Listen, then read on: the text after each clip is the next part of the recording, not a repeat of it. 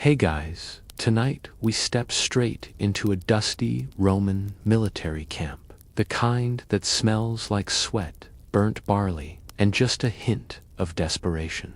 You're standing in formation under the pitiless Mediterranean sun, the sound of sandals crunching gravel all around you. A centurion stalks past, eyeing you like a butcher picking out tomorrow's cuts. You haven't even started yet, and already your thighs are screaming from the weight of the gear strapped across your chest. You are about to live through one afternoon just one as a Roman legionary. Spoiler alert, you probably won't survive this. So, before you get comfortable, take a moment to like the video and subscribe, but only if you genuinely enjoy what I do here. And hey, drop your location and what time it is where you re-listening. I love seeing how far these sleepy stories reach. Not just a stroll, no. This is the famous full kit march, sometimes up to 20 miles. You lug a scutum, a massive rectangular shield, a gladius short sword, your helmet, and a pack holding rations, tools, spare sandals, a shovel, a saw, a cloak, and stakes for building camp fortifications. Altogether, it's about 60 pounds strapped to your sore, inexperienced frame. You're sweating before you even take your first step. Your boots, caligay, are hobnailed sandals, great for traction, terrible for comfort. The leather straps rub your ankles raw within minutes, but there's no stopping. Marching is life. The Roman Empire is stitched together, not by ships or roads, but by endless sandaled feet pounding across Europe, Africa, and Asia Minor. As you trudge on, your thoughts drift. You remember hearing that Roman legions could cover 20 to 25 miles a day, sometimes more if properly motivated, which usually meant escaping death or earning an extra ration of wine. You're definitely not in the mood for either. By mile 5, your shoulders throb. A man behind you throws up from heat exhaustion. The centurion barely flinches. That's expected. March or die, he growls. But there's something hypnotic about the synchronized thud of 100 soldiers moving in unison. It's mechanical, ritualistic. So yes, after this march, you're going to dig ditches and hammer palisades until nightfall. Still want that Roman soldier cosplay. The pack digs into your collarbones. You try adjusting it, but the leather's stiff and soaked with your sweat. The guy next to you mutters something in Latin that you, Dante, understand, but you both groan in the same language. And here's the thing. Historians still argue whether these forced marches were more for discipline or practicality. You're starting to hallucinate water fountains already. A donkey carrying supplies passes you, looking smug. By mile 10, you understand why Roman soldiers had the nickname Marius Mules. Gaius Marius, a reformer of the Roman army, famously decided soldiers should carry everything themselves, turning them into a walking logistics department. You try to distract yourself by counting paces, watching dust swirl, imagining you're anywhere else. Your mind drifts to the spa back home in Ostia, or your mother's barley stew. Then your foot hits a stone, and you nearly eat gravel. Your punishment, just laughter from the ranks and a sharp slap to the helmet from the man behind you. Oh, and here's something slightly more encouraging. Some legions developed elaborate marching songs, meant to keep pace and spirits high. Unfortunately, the one being sung right now includes some truly rude lyrics about your mother and a goat. At mile 16, your legs move on muscle memory alone. No one breaks formation. You don't either. And just when you think it's over, the centurion announces a battlefield simulation. You groan. Everyone groans. The sun dips lower, but it's still blinding. You're covered in a layer of dust, sweat, and regret. You think back to the recruiter who promised glory and gold, that liar. And then, finally, the signal is given to halt. You drop your gear, collapse onto a rock, and stare at your trembling hands. And then you remember, this was just the march. You still have to dig ditches, eat boiled grain, sharpen your sword, and take night watch. Somehow, you're already nostalgic for the agony of walking. You wake up the next morning with legs that feel like overcooked lentils. Every muscle is stiff, every joint creaks. You barely slept something about a scorpion crawling too close to your face, and now you being shouted at to stand. You rise, wincing, only to find that your Caligathos open-toe sandals with the charming hobnails have fused to your swollen, blistered feet. And this morning, oh, it's oath-taking day. You and your fellow recruits gather in the early light, your breath visible even in the Mediterranean chill. A grim-looking officer reads aloud a few sacred phrases in Latin, then gestures for each man to repeat them. These aren't just words, they're vows of absolute loyalty to the emperor himself, declaring that you'll obey commands without hesitation and serve Rome until death, dismemberment, or retirement at 60, whichever comes first. You swear that if you flee battle, you'll accept execution.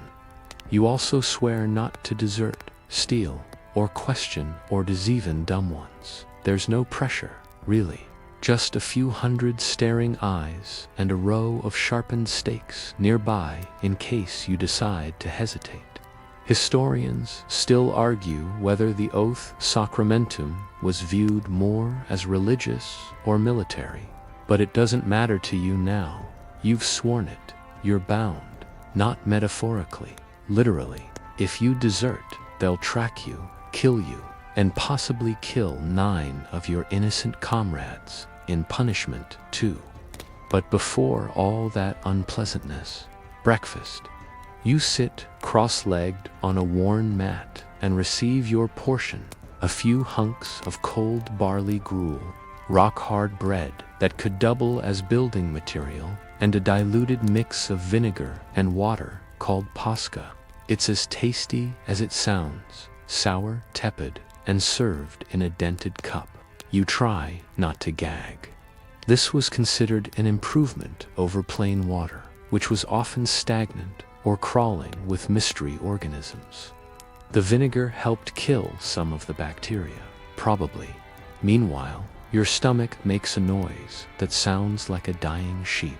You notice a soldier scraping mold off his bread with a dull knife. He offers to trade for your gruel. You agree instantly. Variety is the spice of life. Or, in your case, the absence of mold is. Oh, and your first culinary culture shock. No spoons, no plates. You eat with your fingers and drink from shared vessels. Your camp buddy has 3 teeth left and doesn't exactly keep his mustache clean. Cheers. Here's a fun tidbit. Some Roman units were known to flavor their gruel with garama, fermented fish sauce so pungent that modern historians have compared it to rotting anchovies soaked in motor oil. You'd kill for some right now, just to make things interesting. The centurion walks past, eyeing your posture as you eat. He doesn't like it. He doesn't like anything, really. His job is to make sure no one gets too comfortable. In Roman military logic, a soldier who's not miserable is probably slacking. After your hearty feast of sadness, you try to clean up. Your napkin is your cloak. Your sink is a shared bucket. Hygiene isn't optional, it's just not very effective. You look around and realize something. Nobody's talking. It's not that they're unfriendly, it's just that they're exhausted. Conversation is a luxury. Most of these men are too busy chewing with what is left of their molars and calculating whether their blisters have turned septic yet. Suddenly, the horn sounds. That's not good. It means inspection. You scramble to get your gear in order. Shield polished, sword wiped clean, sandals tightened. The centurion walks the line like a disappointed schoolteacher. He pauses in front of you, your cloaks askew. He says nothing, but flicks you on the forehead with 2 fingers. Hard, you flinch. He smirks. You'll remember that. And if you think you're getting new gear anytime soon, think again. Roman army equipment was recycled, reused, and passed down. If you broke something, you fixed it. If it didn't fit, tough. The armor on your chest probably belonged to someone who bled in Gaul. You swear you can still smell the fear soaked into the leather straps. You try adjusting the shoulder plates, larica segmentata, a sort of segmented armor that clinks like a drawer full of silverware when you move. It's iconic, sure, but also a giant sun magnet. You can feel the morning rays already warming your back. And it's not even noon. Your helmet digs into your scalp. Your sandals are still moist from yesterday's sweat. And now you're ordered to stand at attention for another hour, while the senior officer makes a speech about the glory of Rome. The speech is long. Your knees wobble. You aren't sure if it's inspiration or heat stroke. Probably both. Nearby, someone sneezes, and an older soldier mutters something about the plague in Antioch. You're not sure if he's joking. As the morning winds down, you take a moment to look around. The camp is alive with activity. Smoke rising from campfires, hammers ringing as repairs are made to wagons. And somewhere in the distance, the unmistakable sounds of 2 men arguing over who stole whose goat sausage. And just when you think you might sneak in a nap, another horn, more marching. No one groans. Groaning wastes energy. You just lift your pack, sling your shield, and fall in line. Your feet protest. Your shoulders ache, but you march anyway, because that's what you do now. You march. You obey. You survive. You're a Roman soldier, for better or mostly worse.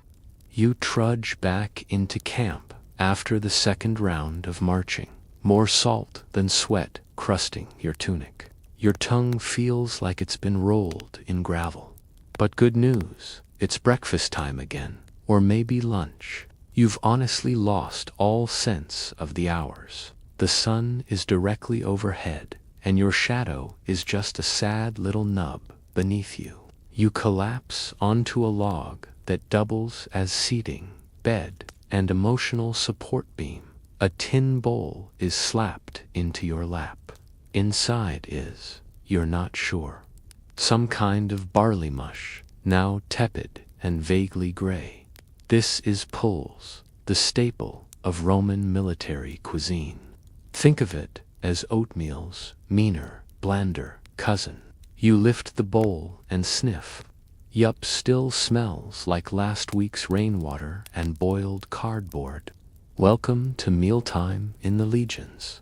No olive oil, no figs, no dainty little grape clusters like in the mosaics.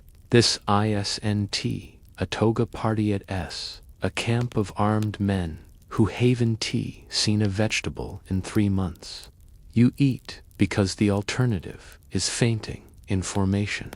For a drink, you get pasca again, vinegar diluted in water. It tastes like sour regret. But here's the twist: it actually helps.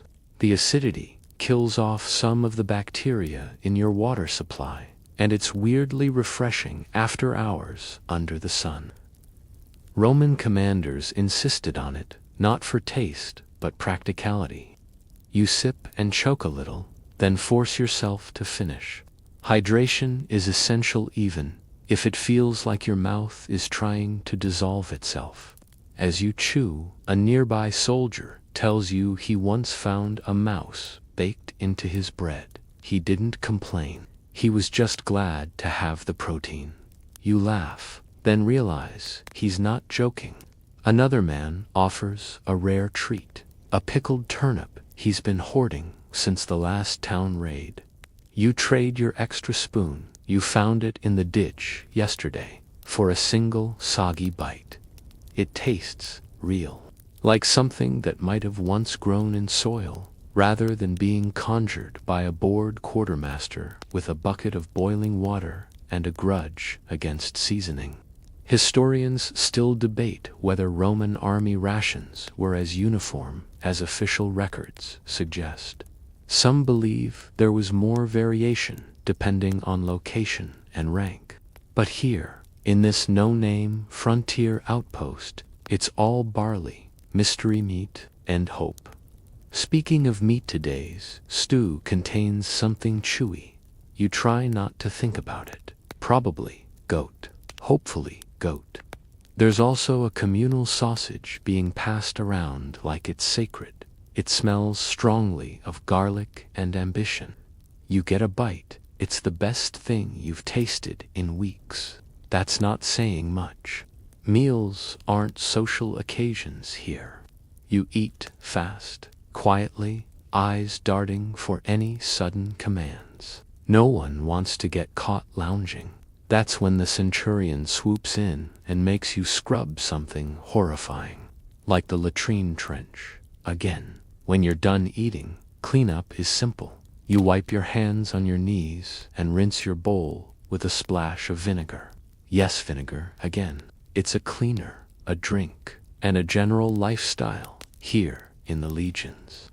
A crusty old veteran leans over and points to your hands. You wash those in the Tiber. You nod, unsure what he means. He cackles. That river's seen more corpses than fish. Get used to the taste. You don't ask follow-up questions. Once the meal is over, it's back to sorting gear. You're told to inspect your gladius for rust, oil your shield's wooden core, and shake your cloak to evict any lice. You fail on all counts. The sword is already rusting, your shield cracked at the edge, and the lice, they've unionized. And here's a cheerful thought. There's no such thing as downtime. If you're not marching, eating, or training, you're building something or repairing something that broke during one of those activities. Remember that nice nap you were hoping for, denied. You're assigned to fetch firewood, which means walking out into the brush with 3 other rookies, keeping your sword ready and hoping you don't run into any brigands or worse Roman tax collectors. While chopping branches, you find something buried in the dirty, rusted belt buckle, probably dropped by a soldier weeks ago. You pocket it like a treasure. Out here, a decent buckle is worth more than a friendship. Back at camp, a horn blows. You panic. Is it a drill, an ambush, another round of marching? No, it's just the baths. You follow the others to the cleaning station. Bath is a generous term. There's a wooden trough filled with brownish water and a communal sponge on a stick. You grimace. The sponge has texture. Here, something they danned put on statues.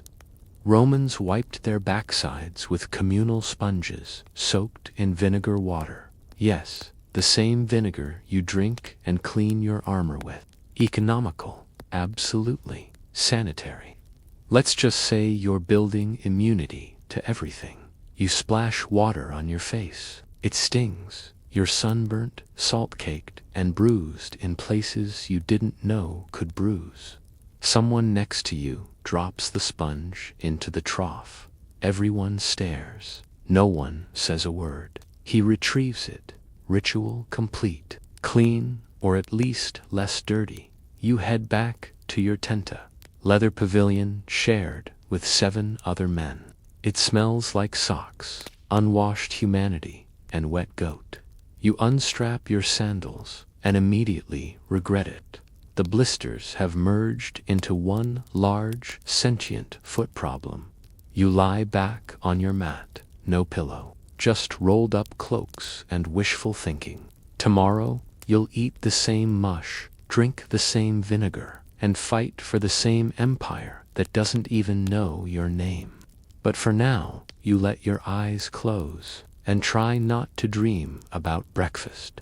The morning trumpet docen, tea so much wake you as announce that your misery is about to resume. You'd barely slept anyway thanks to your tentmate, Decimus, whose snoring alternates between a dying donkey and a boiling cauldron. You sit up groggily, peel your sweaty tunic from your back, and immediately regret moving. Your shoulders ache, your calves are still twitching from yesterday's march, and the blister on your heel has taken on a suspicious greenish hue. You hobble to formation. Today's agenda. Training, not classroom stuff, not maps or tactics or philosophical chats about strategy. No, this is Roman training, which means full contact, violence in the sun, with real weapons, and the constant threat of accidental injury. You and the others are split into squads and handed wooden swords Rudies, they call them. They're heavier than real swords, deliberately so, to build muscle and simulate fatigue. Clever, right? Until you re-knocked in the ribs and spend the rest of the drill trying not to vomit. The centurion calls out targets, formations, and mock attack scenarios. You're expected to respond instantly, hesitate, and you get a whack on the leg. Get it wrong, and it's the ribs. Again, step in, strike, shield up. You obey, thrusting your wooden gladius at a Straussed dummy. The dummy does not look impressed. It just stares back with blank eyes as you pant, sweat, and swing again and again and again. Did we mention it's not even noon yet? Your hands blister under the repeated impact. The handle gets slick. You're not allowed to stop. No water breaks, no shade. This isn't punishment. This is standard. In fact, Roman training was designed to be harder than actual combat, on the theory that real battle would feel easier by comparison. Fun theory. Right now, you're not convinced. You glance over and see a guy take a full hit to the collarbone. He stumbles back, wheezing. The centurion yells, "Back in line." He obeys. There's no time to breathe. Just sweat, strike, scream, repeat. And now for something extra special. The torturous calisthenics hour. You're ordered to run laps around the camp in full gear. Your armor clanks with every step. The larica segmentata pinches your shoulders. Your shield bounces against your thigh and your helmet. It feels like wearing a hot, angry turtle on your head. You run past the supply carts and catch a whiff of roasting meat. Not for you. Of course, that's officer food. You get a single barley biscuit later if you don't collapse first. Now come the group formations, the testudo, or tortoise. You lock shields in a cube, front, side, and overhead. The idea is to protect the unit from incoming missiles. It's clever in concept. In execution, it's a sweatbox of foul breath and elbow jabs. Your shieldmate forgets the overhead position and nearly brains you with his metal rim. You consider retiring, then you remember you can't. You swore an oath. Oops. Historians still argue whether the Roman testudo was practical in most combat situations, or just a parade trick. But you're not arguing anything. You're too busy trying not to pass out under 40 pounds of layered misery. Then comes sparring. You repaired off with a wiry Spaniard whose grin says, "I've done this before." He's fast. You're not. He swings. You block. He kicks your knee out and lands a strike across your ribs. The breath whooshes out of you like someone stomped on your soul. You double over. The centurion watches, says nothing. Training continues. A few minutes later, your partner gives you a nod and helps you up. That's about as warm and fuzzy as it gets here. Back in formation, your armor slick with sweat, you're marched to the punishment post. Not for you, thankfully. One of the newer recruits was caught napping behind the latrines. He's tied to a wooden stake and whipped 5 times on the back. Public discipline is part of the culture. It's meant to remind everyone that weakness spreads in, must be burned out. You don't watch long. Your stomach turns, not from pity, but because you know it could be you next time. Another fun fact: Roman soldiers trained with real weapons in the later stages, not just wooden ones. Live blades. Yes, that's right. They trusted you with sharp iron while half dehydrated and furious. Great idea. You're not quite at that level yet, but the whisper is that tomorrow might be live steel day. Everyone dreads it. That's when the real injuries happen. Accidents, of course, mostly. When the training session ends, you collapse to your knees and are promptly yelled at for touching the dirt with your bare hands. You stand slowly. Your tunic is soaked through. Your feet are raw meat. Your fingers shake from exhaustion. But your reward, a small bowl of lentils, a handful of nuts, and half a dried fig. You devour it like it's a banquet. Nearby, another soldier dares to smile. You don't join him. Smiling hurts. Before you're dismissed, you must oil your armor. That means kneeling in the dirt and scrubbing metal with olive oil rags that smell like every man who used them before. You clean, polish, and pray the gear doesn't fall apart mid-battle. A few yards away, a centurion sharpens his blade. Not for war, just for show. It gleams menacingly in the light. You realize it's not enemies you fear, it's boredom, exhaustion, and your own unit turning on you during a bad day. Finally, you're dismissed.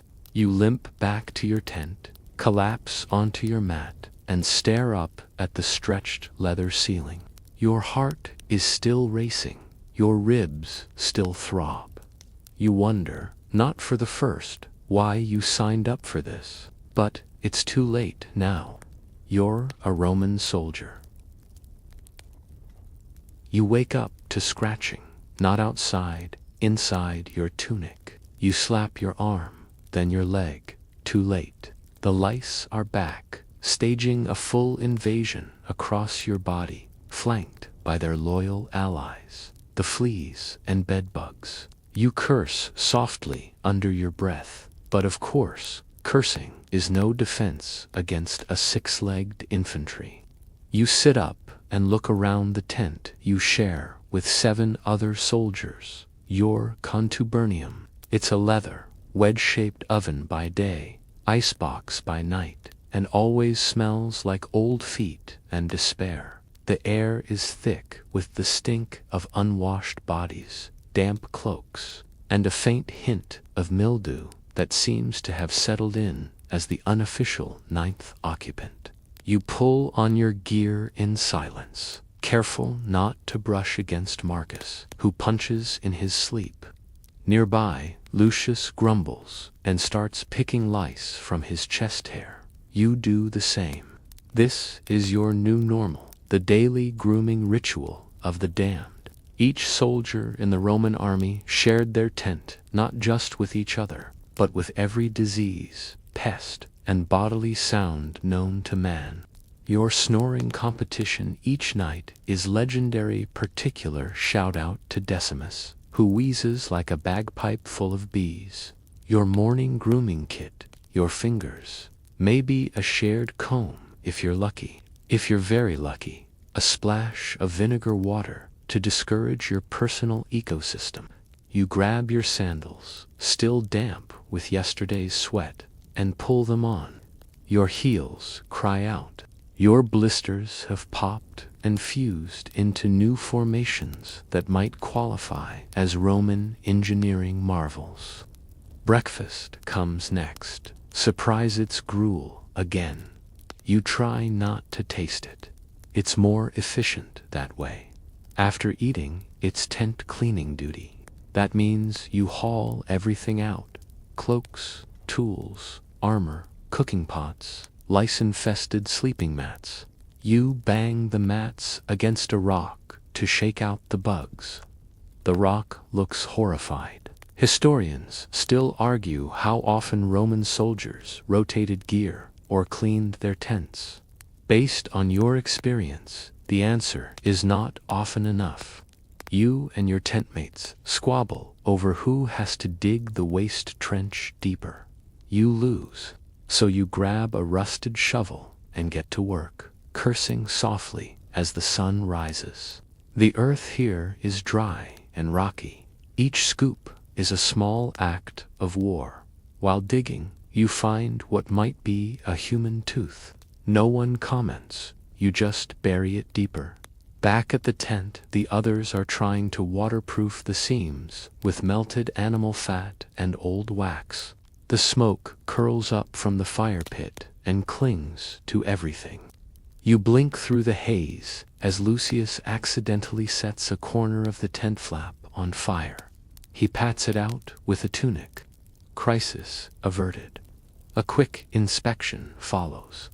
A junior officer strolls by, checking tent order and cleanliness. He lifts a cloak, sniffs, gags quietly, and moves on. You're not even offended anymore. Then comes the lice check. You line up with your squad and present your necks. The centurion passes behind you like a bad memory, checking each man with squinted eyes and an expression of profound disappointment. If you're found harboring more than a few guests, you're assigned latrine duty for a week. You pass, barely. The guy next to you doesn't. He's dragged off with a scrub brush and a bucket of vinegar, looking like he's heading to the gallows. And speaking of latrines, they're a marvel of Roman engineering, sort of. Long benches with holes carved into them, all situated over a shallow channel of running water. Communal, of course, no privacy. You sit elbow to elbow with your brothers in arms and try not to make eye contact as you do your business. Oh, and the sponge on a stick is back. You think it's the same one from yesterday, possibly the same one from last week. Here's a side note you didn't expect. Romans didn't use soap. Not in the way we do. They used oil and a curved scraper called a strigil to clean themselves. Except in the field, you're lucky if you get a rinse and a prayer. You return to your tent and find it slightly more breathable. Slightly. Someone has hung an amulet near the entrance to ward off disease spirits. You're not superstitious, but at this point, you welcome any help. Midday rolls in. You take a moment to sit in the sparse shade of the tent and inspect your gear. Your gladius is nicked, your daggers gone dull.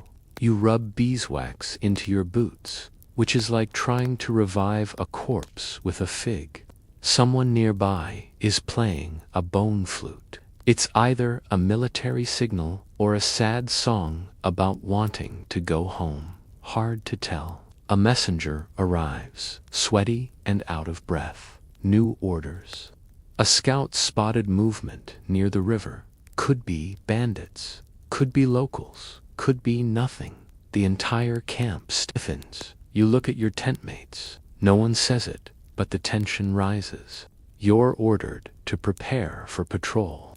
As you gather your things, you glance back at the tent, your shelter, your box, your bug nest. You already miss it. You lock eyes with Marcus. He gives a solemn nod.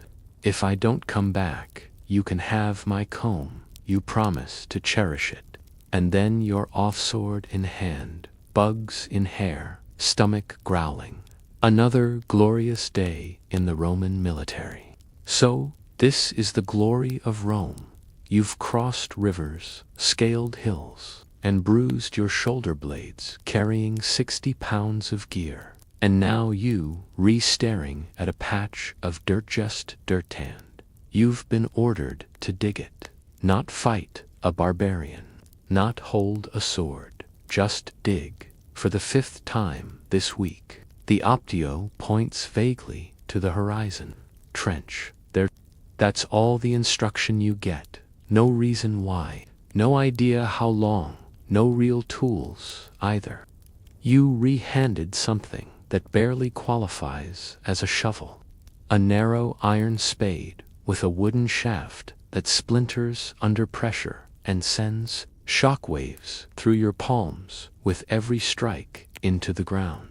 Welcome to your real duty as a Roman soldier, ditch digger, wall builder, latrine excavator, palisade constructor. You glance at the other legionaries beside you. No one complains. That's the rule. Grumbling gets noticed. Noticed means punished. So everyone quietly stabs at the earth with silent resignation. The sun blazes above. Your tunic sticks to your skin, and the flies arrive in waves.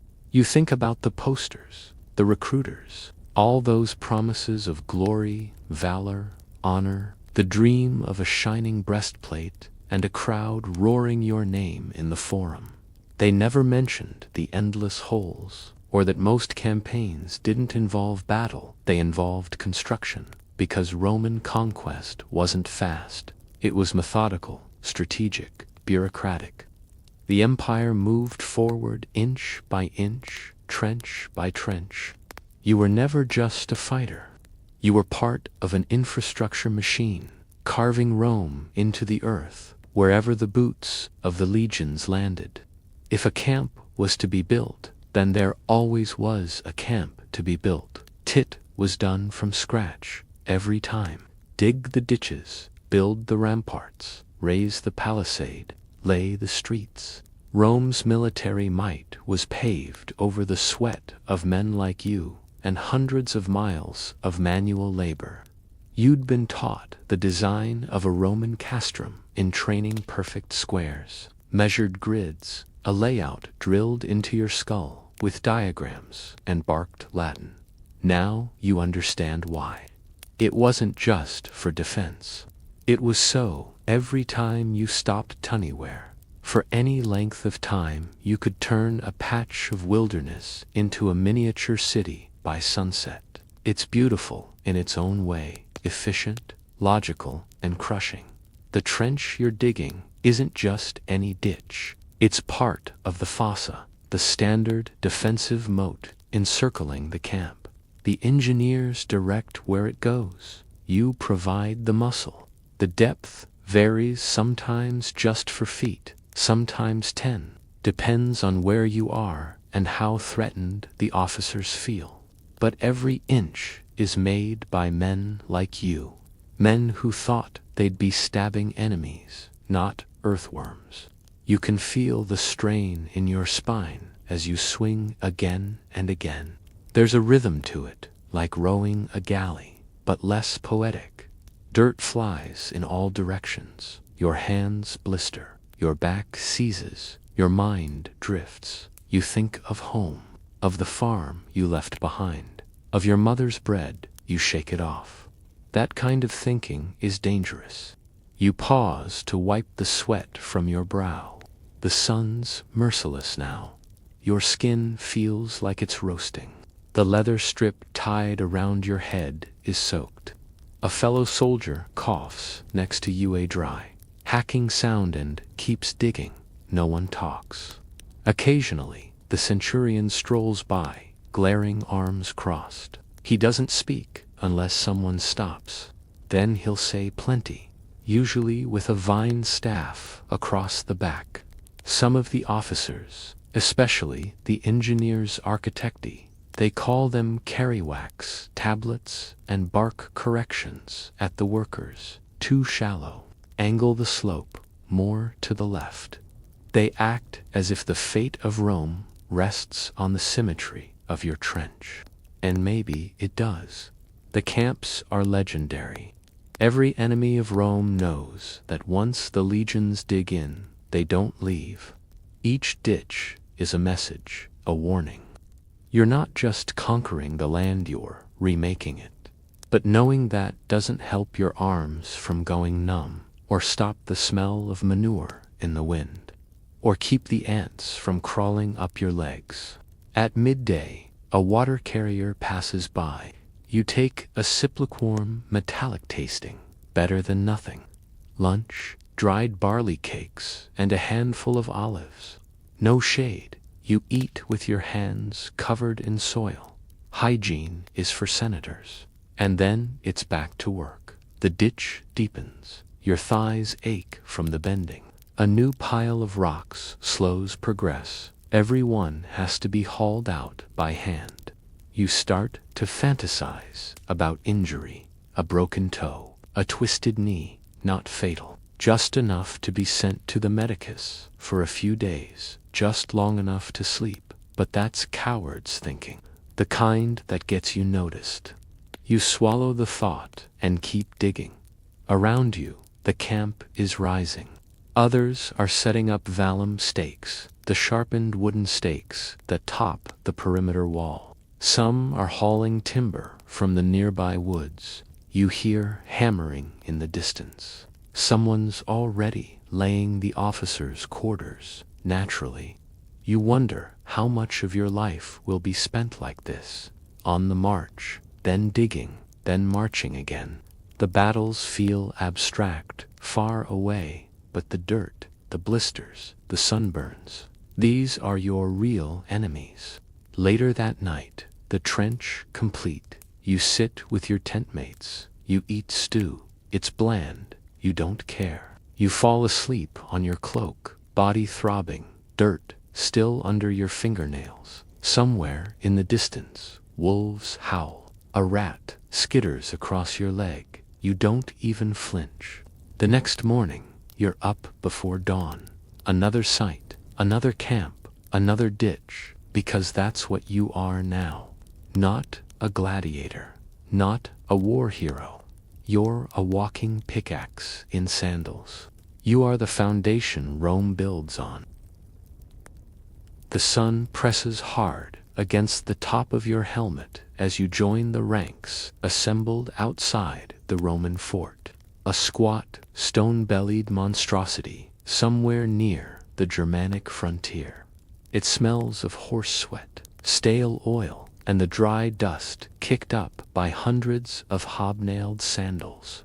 You're not quite sure what day it is, but judging by the uptick in shouting and the way everyone keeps checking the horizon, it's probably inspection day. And there's only one thing worse than inspection day: failing inspection day. Your armor larica segmentata is a rickety jigsaw of curved metal strips bound together by leather cords. Getting into it feels like trying to wrestle with a folding chair that does you not want to be sat in. It's dented, stained from past battles you didn't fight, and smells faintly of vinegar and mildew. You struggle to get the shoulder plates aligned, fumbling with stiff straps while your centurion stomps closer, his eyebrows like angry hedgerows. He barks something in Latin, and though you don't understand every word, the meaning is clear. Your belt's crooked, your greaves are loose, and your sword is sheathed on the wrong side. Classic rookie mistakes. And now you're the centurion's target. He makes an example of you, forces you to strip off your armor and put it on again 5 times. The 3rd time, he accidentally kicks your shield into the dirt. The 5th time, he whacks you with a vine stick on the back of your thighs, hard enough to sting for hours. Not quite a flogging, but close. You aren't alone. Down the line, another poor soul drops his helmet. That earns him a full decimation run 50 laps of the field with full pack. You hear him wheeze before he even reaches the 5th. Roman military discipline was relentless. The philosopher Seneca once wrote that the Roman soldier was more afraid of his own officers than the enemy. And you're beginning to understand why. Historians still argue whether this brutality bred loyalty or just trauma. But either way, it worked for Rome. The inspection continues. The centurion moves from man to man, tugging straps, flicking spears with the back of his hand, sometimes tasting rations to ensure they're not spoiled. Your bread. It's hard enough to file metal with. He spits it out and glares at you. Mulus panem, he grumbles. Mule's bread. That's not a compliment. You're punished again, not physically this time, but with an extra hour cleaning out the latrines behind the camp. The same ones where yesterday's stew went to die. What the movies Dante show about Roman military life is how much of it involved standing still while being yelled at, or running in circles while being yelled at, or being yelled at while eating, cleaning, sleeping, and breathing. Remember, your daily routine isn't yours. The schedule is carved into tablets. Wake before dawn. Eat a fistful of barley porridge. Gear up. Drill until your legs ache. March until your spine compresses. Eat again.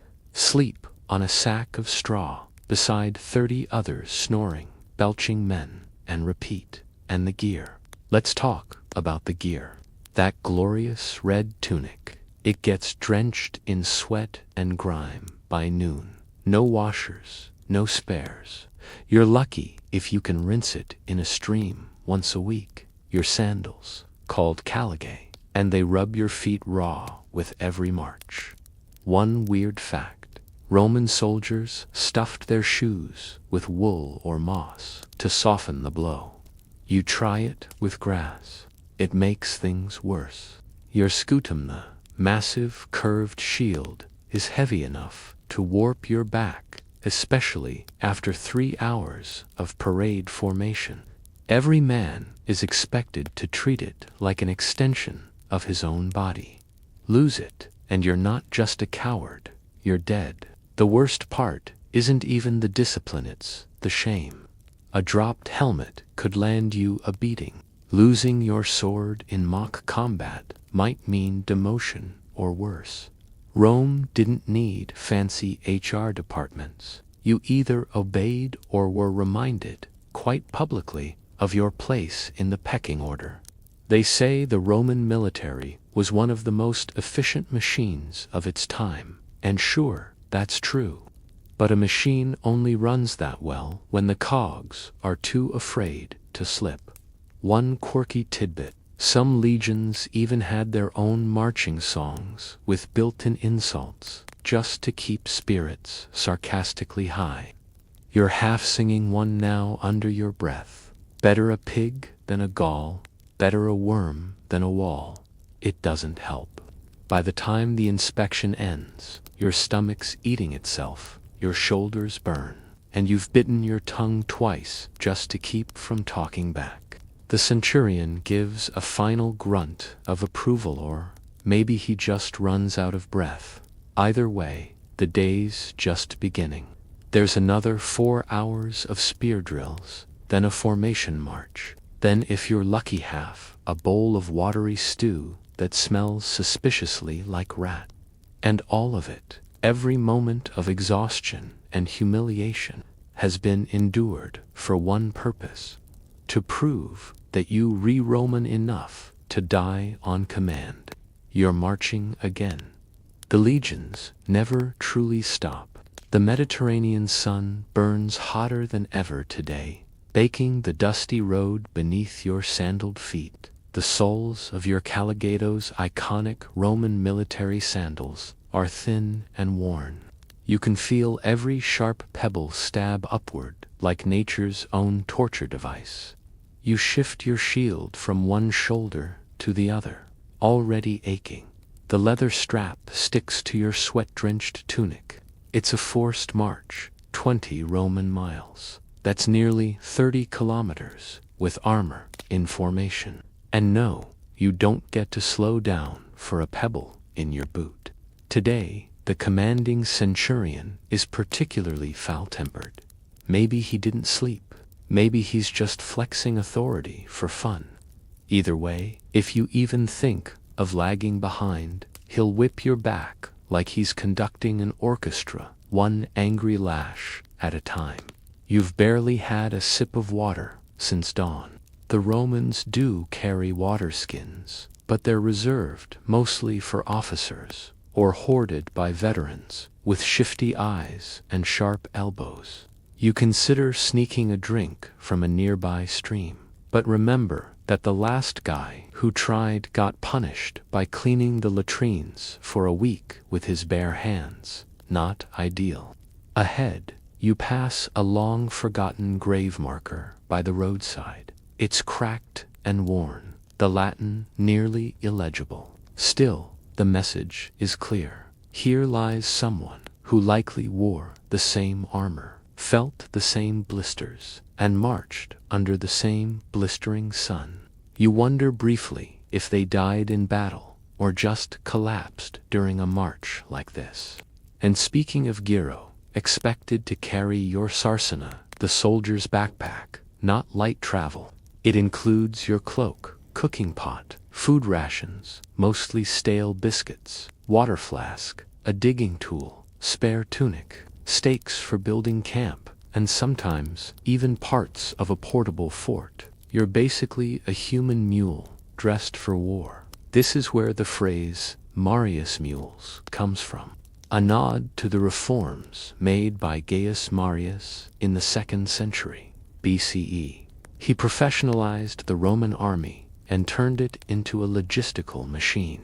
Unfortunately, that also meant soldiers had to carry everything they needed. Great for Rome's supply lines, terrible for your spine. Historians still argue whether Marius's reforms empowered the army or crushed the individual soldiers under added burdens. Either way, your shoulders are telling you it was probably the latter. Every so often, the line halts. You don't get to sit, though. No, you stand. Sweat trickles down your temple. Your muscles tremble slightly from fatigue, and your tongue sticks to the roof of your mouth. One guy passes out behind you. No one stops. He'll either crawl his way back into line or disappear. The road doesn't mourn. During these pauses, a few soldiers mutter under their breath, mostly insults aimed at the centurion or Rome itself. But you dare not speak too loudly. There are ears everywhere, and insubordination is handled brutally. You recall one man whipped until his skin peeled, simply for sighing too loudly. You've learned to suffer in silence, or at least in well-camouflaged sarcasm. Eventually, the march ends at a temporary campsite. You don't get to rest yet. First, you dig. That's right, every Roman soldier helps build the nightly camp. Trenches, walls, palisades. Safety doesn't come cheap, and it's not delivered by a specialized construction crew. You are the crew. This was standard practice, an innovation that helped Rome hold its empire. Every night, no matter how tired the troops, a small fortress would rise from the earth. Historians consider it one of the secrets of Rome's military success. You, however, consider it the cruelest form of bonus exercise. As the sun dips, the shadows stretch across the camp, and finally, you're allowed to collapse onto your bedroll, which is a fancy way of saying the hard ground. You fumble for your dried rations, a hard cake of wheat, some vinegary wine, and, if you're lucky, a hunk of cheese that hasn't turned green. Your stomach growls louder than your commanding officer. But even food can't completely distract you from the raw chafing around your inner thighs. No one talks about Roman soldier rash, but it's as real as your bleeding blisters. One guy near you hums a tune, another sharpens his gladius. You sit there wondering if tomorrow's march will be worse. Maybe there'll be rain. Maybe you'll step on something worse than a rock. Or maybe tomorrow's the day you break physically or mentally. Either seems plausible right now. And just as your eyes begin to close, a horn sounds in the distance. Not an attack, not yet, just a drill. Just another form of torment to test if you're still human. Your head is spinning, and the heat isn't helping. Midday in Gaul, and your helmet has turned into a personal oven. The bronze sears your scalp, and sweat trickles down into your eyes, stinging like acid. You blink, then wind-sear eyelids are caked with dust, and each blink feels like sandpaper across glass. You shift under the weight of your larica segmentata, the iron plates digging into your shoulders with every breath. There's a moment of silence along the ridge, broken only by the distant bleating of goats and the slow clink of another legionary adjusting his gear. That silence never lasts. Then it comes. The signal horn blasts, and your centurion bellows orders in a voice that could cut stone. You tighten your grip on your scutum and your gladius and brace your feet. You've drilled this maneuver dozens of times, maybe hundreds, but that was on flat parade grounds in Capua or Bai, not the uneven slope of a Gaulish hillside. Not under a sky that looks ready to crack open with thunder, and certainly not with actual arrows beginning to whistle down. You lock shields with the man next to you. Your line, the testudo, must hold. You are the tortoise shell now unyielding, slow, armored. As the first wave of javelins arcs overhead, you crouch instinctively. Most thud harmlessly into raised shields. One doesn't. It slams into the leg of a man 2 down from you.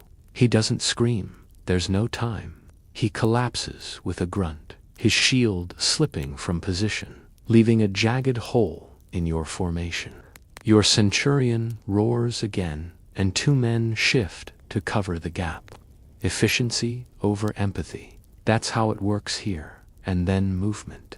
The Gauls charge. They look almost naked, many shirtless, daubed in blue woad, some howling, some silent. Their weapons aren't standardized, but their rage is. You smell them before they reach you. Sweat, blood, animal grease.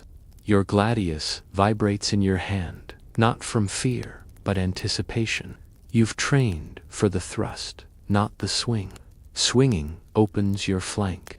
Thrusting is efficient, mechanical, controlled. You stab forward, feel resistance, then a wrenching pull. You don't look at who you struck. You, Dan T, want to know if he's dead or dying, or if he even had time to register your face. The line holds, but just barely.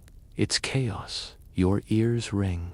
You feel blood, not yours, thankfully, spray across your cheek. Someone cries out. Another man stumbles back with a hatchet in his shoulder. The centurion grabs him and shoves him forward. There's no retreat, not in formation, not unless ordered, not unless you want the man behind you to stab you just to keep the line intact. Historians still argue whether the Roman testudo formation was practical in all terrains. What's not debated is how psychologically suffocating it could be when you were inside it, trapped in a clanging, choking metal coffin. No peripheral vision, no fresh air, no easy escape. The Gauls retreat for a moment. Regrouping, you suck in air. It tastes of iron and ash. Your arms tremble not from fear, but from sheer exertion. You've barely moved 6 steps since the fighting began, yet your body feels like you've sprinted for miles. One soldier vomits into the grass. Another slumps to his knees and is immediately yanked back up. Stand or die, the centurion growls. Then, just when you think it's over, they charge again. Only this time, it's not a frontal assault, a flank they've circled. This is where it gets messy. The testudo cracks. You pivot too slowly. One Gaul, quick and wiry, slips between shields. Your friend beside you shouts, but too late. The Gaul goes down under 5 stabbing swords, but not before he slices a leg tendon.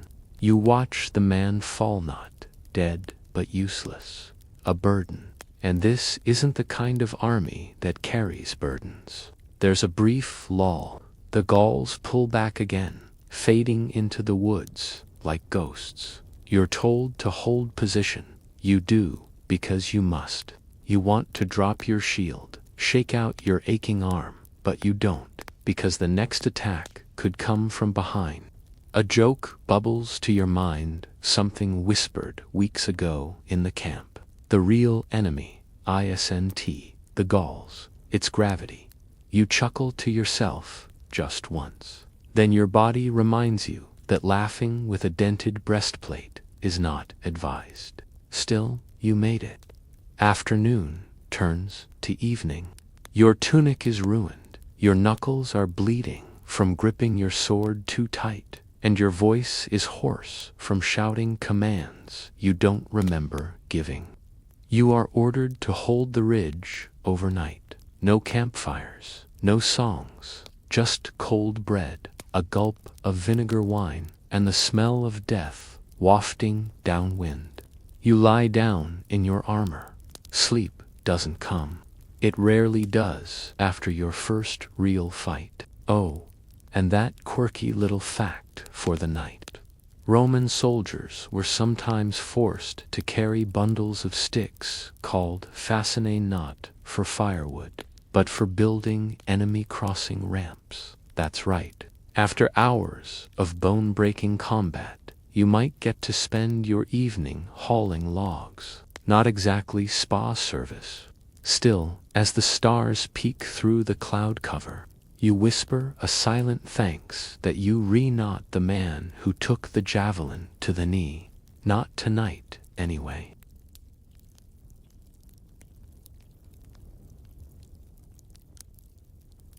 So, you've finally arrived in the field where the real glory happens. You're part of a Roman cohort deployed deep in hostile territory. And let me tell you, this is where illusions go to die. The terrain is all wrong. You expected broad roads and rolling fields like in the frescoes back home. Instead, you're knee-deep in some boggy expanse in Britannia, where the mud tries to steal your sandals with every step.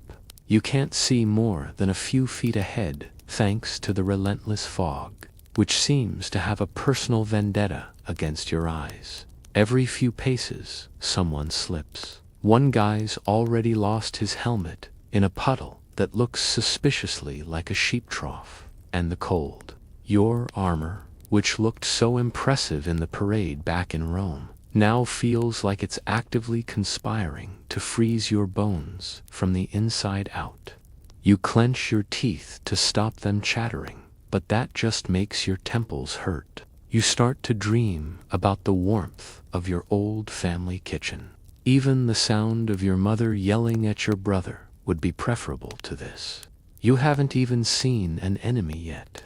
When the Britons do emerge silent and swift from the mist, it's less like war and more like a bad dream. They don't march up in tidy rows with trumpets blaring like your training drills.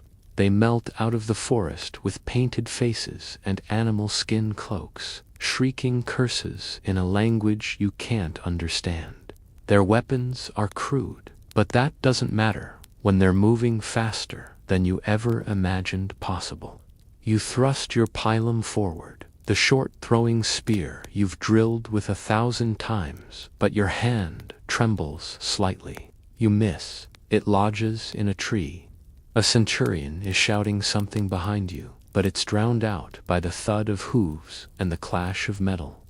Your gladius is out now, and you're swinging wildly at something you can barely see. All around you, men are falling. Not in heroic, chest-clutching gestures, like in the amphitheater plays, but messily tripping, screaming, bleeding from places you didn't know could bleed. One guy gets tangled in his own cloak and goes down. He doesn't come back up. You manage to knock someone off balance, probably a teenager wearing war paint. The look in his eyes is pure rage, or fear, or both.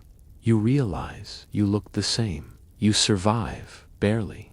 When it's over, the field is littered with broken weapons, and worse. You don't move for a long time. Your arm is cramped from gripping your sword so tightly. Your armor is dented and sticky with a mix of mud, blood, and something you pray isn't bowel leakage. The sun never really comes out. It just gets slightly less gray. And yet, here comes the Optio, that charming junior officer, telling you to get up and dig a trench. No rest, he says. The enemy might regroup. Historians still argue whether this kind of brutal guerrilla warfare was standard across Rome's frontier, or whether Britannia was just particularly cursed. What's certain is that Rome's enemies didn't read the Roman rulebook on how wars were supposed to be fought. Still, there's a strange camaraderie in the misery. That guy who mocked your small feet on your first day, he helps you tighten the strap on your battered greave. The man with the missing front tooth, he shares a bit of dried fruit from his satchel, a luxury out here. No one talks about the guy who didn't make it, though his helmet is now being passed around. Equipment is equipment. Sentimentality is a luxury. As night falls, the cold sets in again. You huddle with your cohort near a meager fire that smokes more than it warms. You realize you haven't eaten since dawn, but your stomach's too twisted to care. Someone tries to lighten the mood with a dirty joke, but it falls flat. The only laugh is a bitter snort. And then the Optio says, "Tomorrow you'll be marching again.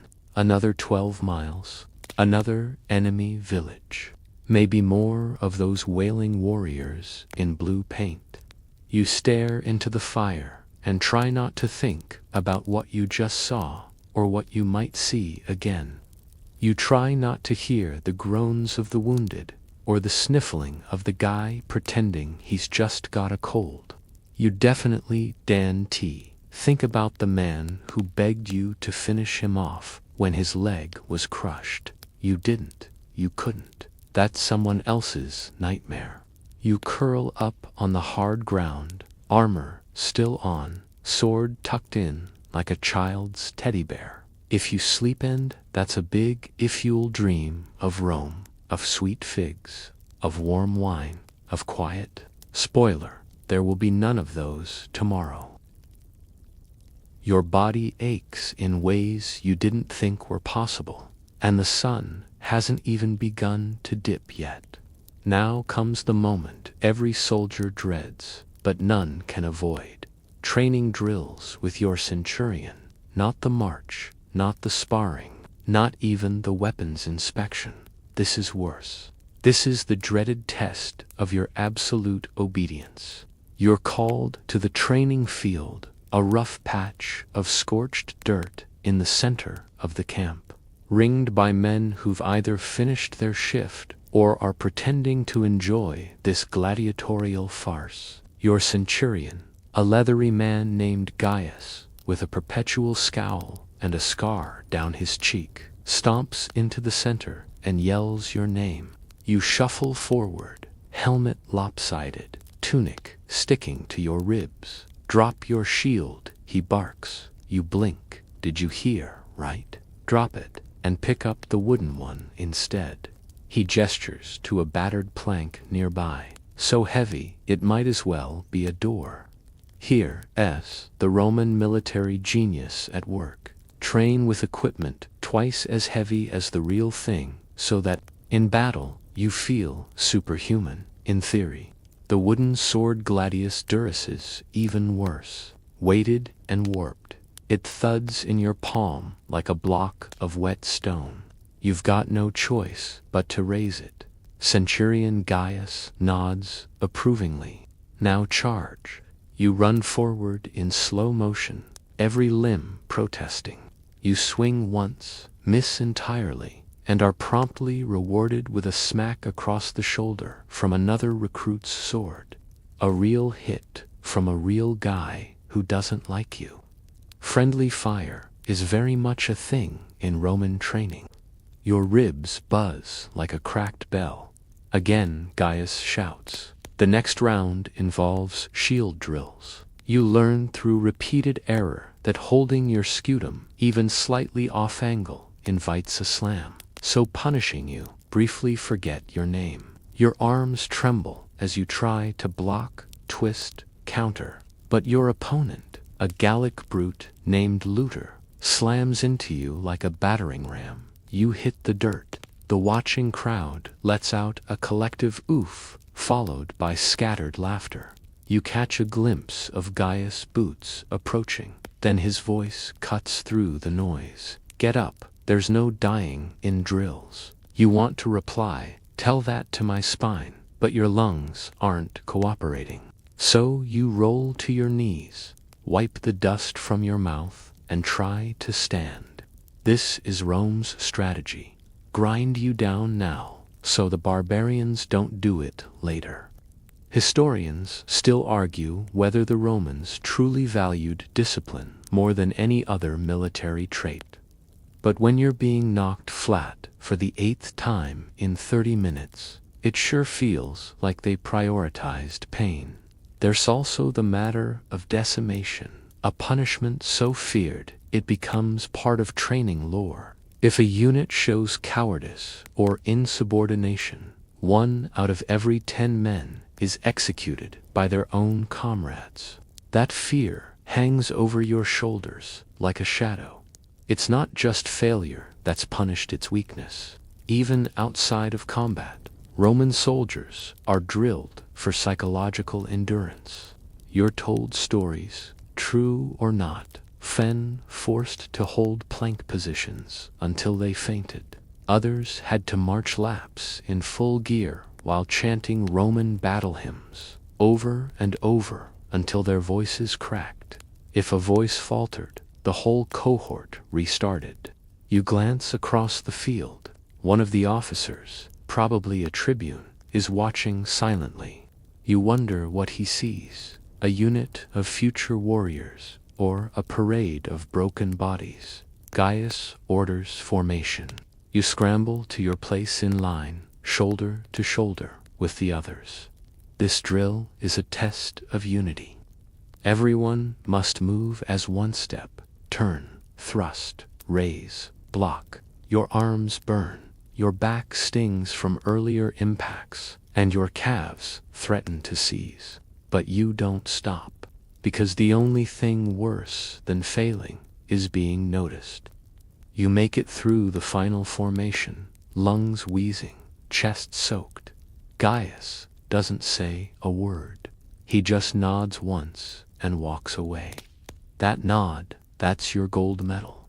As you limp back to your tent, someone hands you a chunk of dry bread. You chew it like it's ambrosia.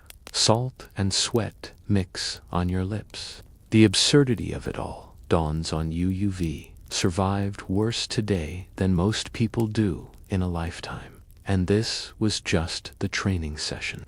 Oh, and that quirky detail you weren't prepared for.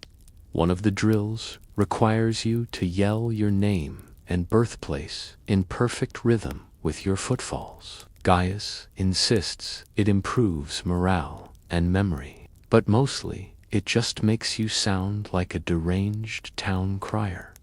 Still, you comply, because, as every Roman soldier knows, it's not your name that matters, it's how loud and how long you can scream it before you collapse. You stand stiffly under the high Roman sun, cursing silently, as the leather straps of your armor chafe raw against your shoulders. Sweat is your constant companion, knout pools in your boots, beads on your upper lip, and trickles with maddening insistence down the small of your back. You haven't seen shade in hours. Welcome to forced marching, Rome's version of cardio. Except your gym trainer is a grizzled centurion, and instead of water breaks, you get barked insults and the occasional jab with a stick. Today's march is a decursus, a traditional maneuver meant to test endurance and sharpen discipline. But the only thing it sharpens right now is your awareness of how completely miserable you are. You re-walking a full 20 Roman miles over 29 modern kilometers through uneven terrain while weighed down with about 90 pounds of gear. That's your armor, shield, gladius, javelins, cooking kit, water flask, a few days worth of food, ...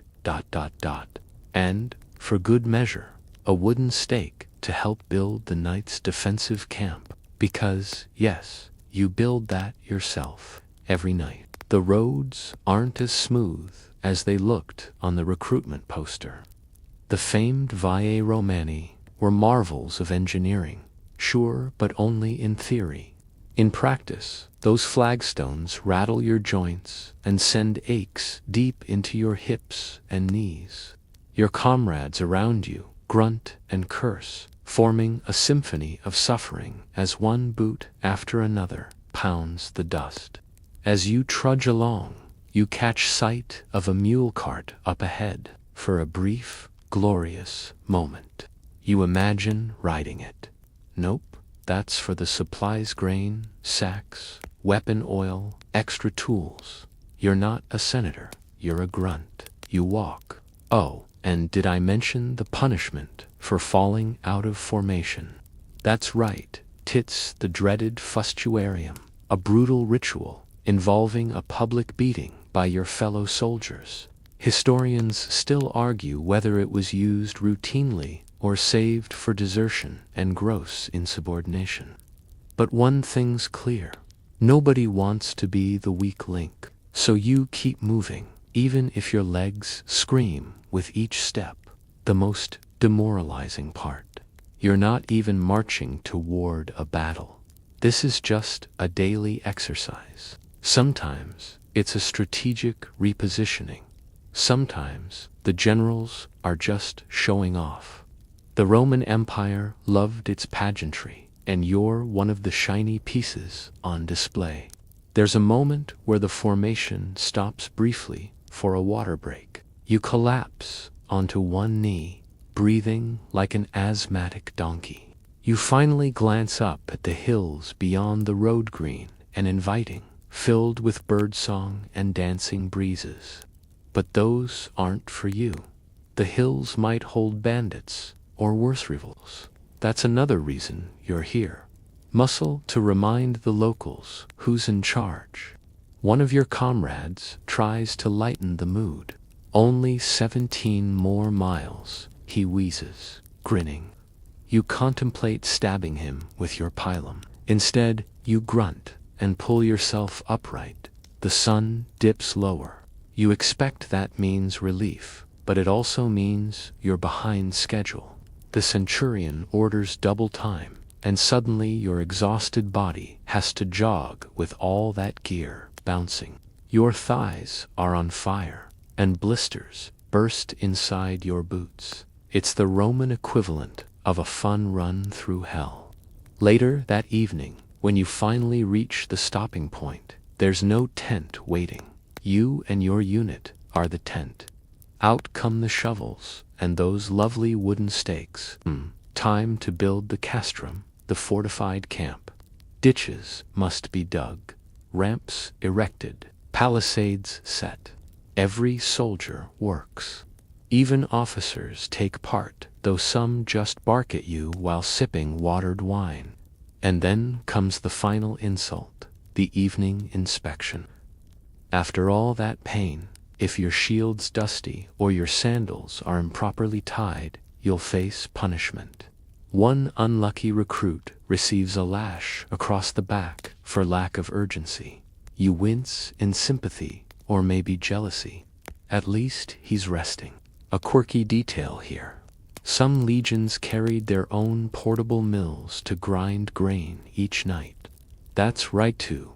Don't get pre-made rations. You're expected to make your own bread after marching nearly 30 kilometers and building a small fortress. Bon AP.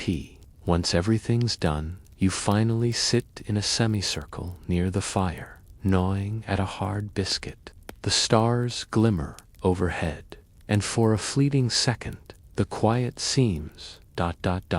almost beautiful. But then your buddy starts snoring, and the guy next to you tosses in his sleep, accidentally knocking your arm. And you remember that.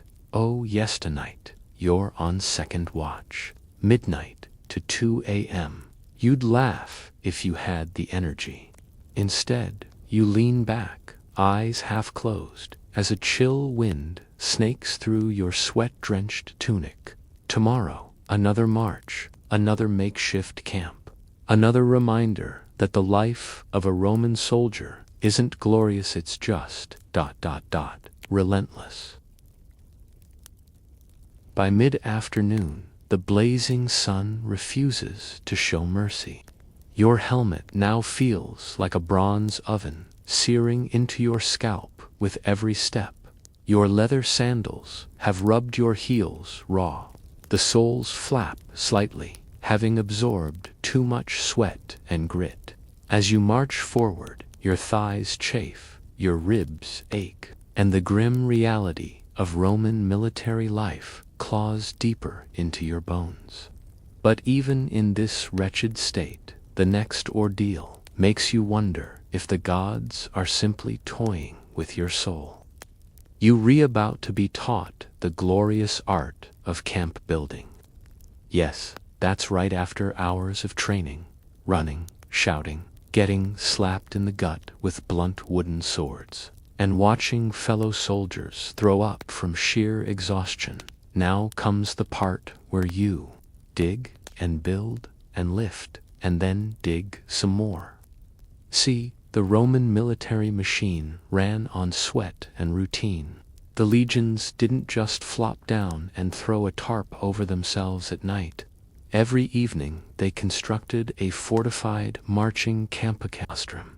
Imagine a full defensive perimeter with ditches and ramparts and perfectly aligned tent rows, built fresh every single night. It's like trying to pitch a glamping resort at the end of a triathlon, except the only stars you'll see are the ones dancing in your vision from heatstroke. You grab your entrenching Tula short-handled spade that's part shovel, part pickaxe, part backbreaker. You're not digging a cute little trench here. No, you're carving a 7-foot wide, 3-foot deep defensive ditch, lined by a wall of earth. This, supposedly, will stop night attacks by sneaky barbarians. Honestly, at this point, you'd let the barbarians win, if it meant lying down for 5 minutes. A centurion paces nearby, barking, always barking. His vine staff slaps against the thighs of anyone who slows down. The guy has energy like he drank Jupiter's espresso, and his tunic smells like vinegar and crushed ambition. You take a stab at the hard earth. It barely yields. Again and again, your shoulders burn. A pebble gets into your sandal. Your eyes sting with salt. And just when your arms are trembling and you're sure you'll collapse, your squad leader grins and mutters something like, "Only 2 more ditches, boys." You're pretty sure he's joking, but also, maybe not. It gets worse when you realize this entire project camp layout, trench digging, tent erection, has to be completed before sundown. Why? Because that's dinner time.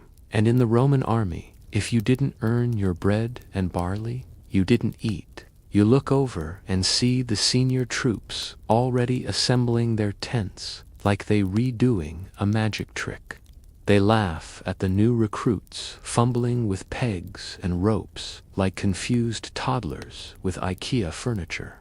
Now, if you're lucky, you'll be assigned to faucet duty, ditch digging.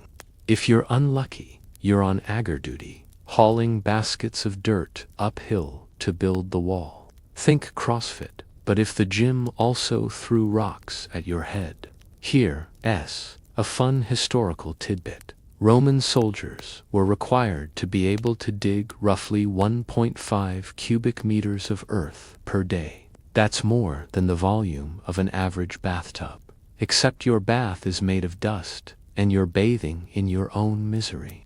One quirky detail, there's this special camp layout called the playing card. Shape rounded corners and rectangular footprint, like a giant arena of suffering. Every centuria had its designated spot, so everyone knew exactly where to go. Organized. Yes, comforting. Not even close. And then there's the tent setup. You hammer in pegs, using the same shovel you used for digging, your hands swollen and blistered.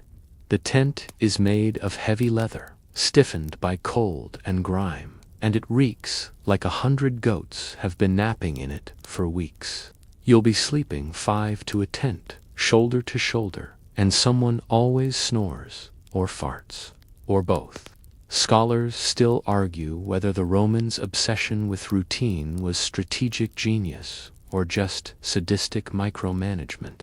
Did all this digging really deter night attacks? Or was it just a way to exhaust everyone so thoroughly they had no energy left to mutiny?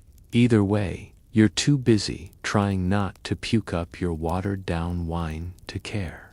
Dinner finally arrives, maybe some boiled barley, a scrap of cheese, and if the gods are smiling, a chunk of dried meat that tastes like salted rope. You shovel it in with trembling fingers, too tired to taste anything. You're allowed a single gulp of wine, not because they're strict, no, it's strategic. They know if they give you more, you'll be drunk by sunset and useless in a fight. You glance around. The sky has turned orange and violet, a rare bit of beauty after a soul-shredding day. The smell of sweat, manure, and camp smoke wraps around you like a damp cloak. Somewhere near the commander's tent, a soldier tunes his lyre. The melody is brittle and strange, but oddly calming. You hear laughter, then a loud argument, then silence. The rhythm of camp life. You lower yourself to the ground, bones screaming, muscles twitching. Tomorrow, it all starts again. Drill, march, build, eat, collapse, and you haven't even seen combat yet. And here it comes, the part of your afternoon that makes the centurion's barking seem like a lullaby, and that toe infection from your last march feel like a gentle massage. Because now you're going to experience what it's like to stand guard in the blazing Roman sun. Not for 5 minutes, not for 1 hour, for as long as they tell you. Maybe 2 hours, maybe 6, maybe until your replacement forgets about you entirely. But you stand, you endure. And by the end, you'll know why so many soldiers collapsed in their sandals. You're posted on the Via Appia, one of the grand highways of Rome. It's beautiful in the books, but that's because they don't mention the loose gravel and the heat-baked limestone that bounces sunlight directly into your eyes like some malevolent god playing with mirrors. There's no shade, there are no breaks, and worst of all, you're not allowed to lean on your spear. Seriously leaning is considered a weakness, the kind of thing that earns you a swift contusmac from your superior. So you shift your weight from foot to foot. You roll your shoulders, blink the sweat out of your eyes, and imagine the sweet taste of cool water, which is a fantasy because your water skin ran dry half an hour ago. This is your duty, to stand, to observe, and to pretend you re-alert enough to spot a Gaulish assassin hiding in a cart full of hay. Mostly, you just stand and fry. Here's where that historical nugget kicks in. Roman soldiers were required to stand guard in full gear, often in shifts of up to 4 hours, sometimes longer. There were no chairs, no stools, no shade umbrellas, unless you were elite enough to guard a senator's villain. You, dear listener, most certainly are not. Not today. And then there's the itchy part. You thought the helmet was bad earlier. Now it's slowly baking your scalp. The leather straps under your chin have glued themselves to your skin with sweat and dust. You're starting to smell like your own armpits, plus something sour, possibly from the old cheese in your pouch. One fly has decided you're its new home. It dances around your nose until, at last, in a moment of weakness, you scratch.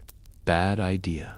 A higher-ranking soldier clocks it. You're supposed to be motionless unless there's an active threat. That hand movement could have been reaching for a dagger, could have been a signal, could have been treason. You're scolded hard. You go back to your position, eyes forward, mouth dry as sand. Here's your quirky fact for the hour.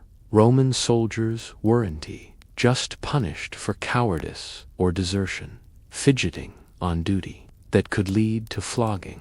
There's even one account of a legionary made to dig a pit and stand in it, up to his neck, because he was caught sitting down during guard duty. That's right, sitting down. Historians still argue whether this specific tale is exaggerated or drawn from real protocol, but it's not exactly hard to believe, given the discipline Rome demanded. Now your boots start to bite. The hobnails underneath are digging into the soles of your feet, pressing nerves that shouldn't be pressed. You've lost feeling in your left pinky toe. Your knees have stopped sending updates to your brain. They've shut down all non-essential communication in protest. You try shifting weight again, but that too is suspicious. Are you hiding something?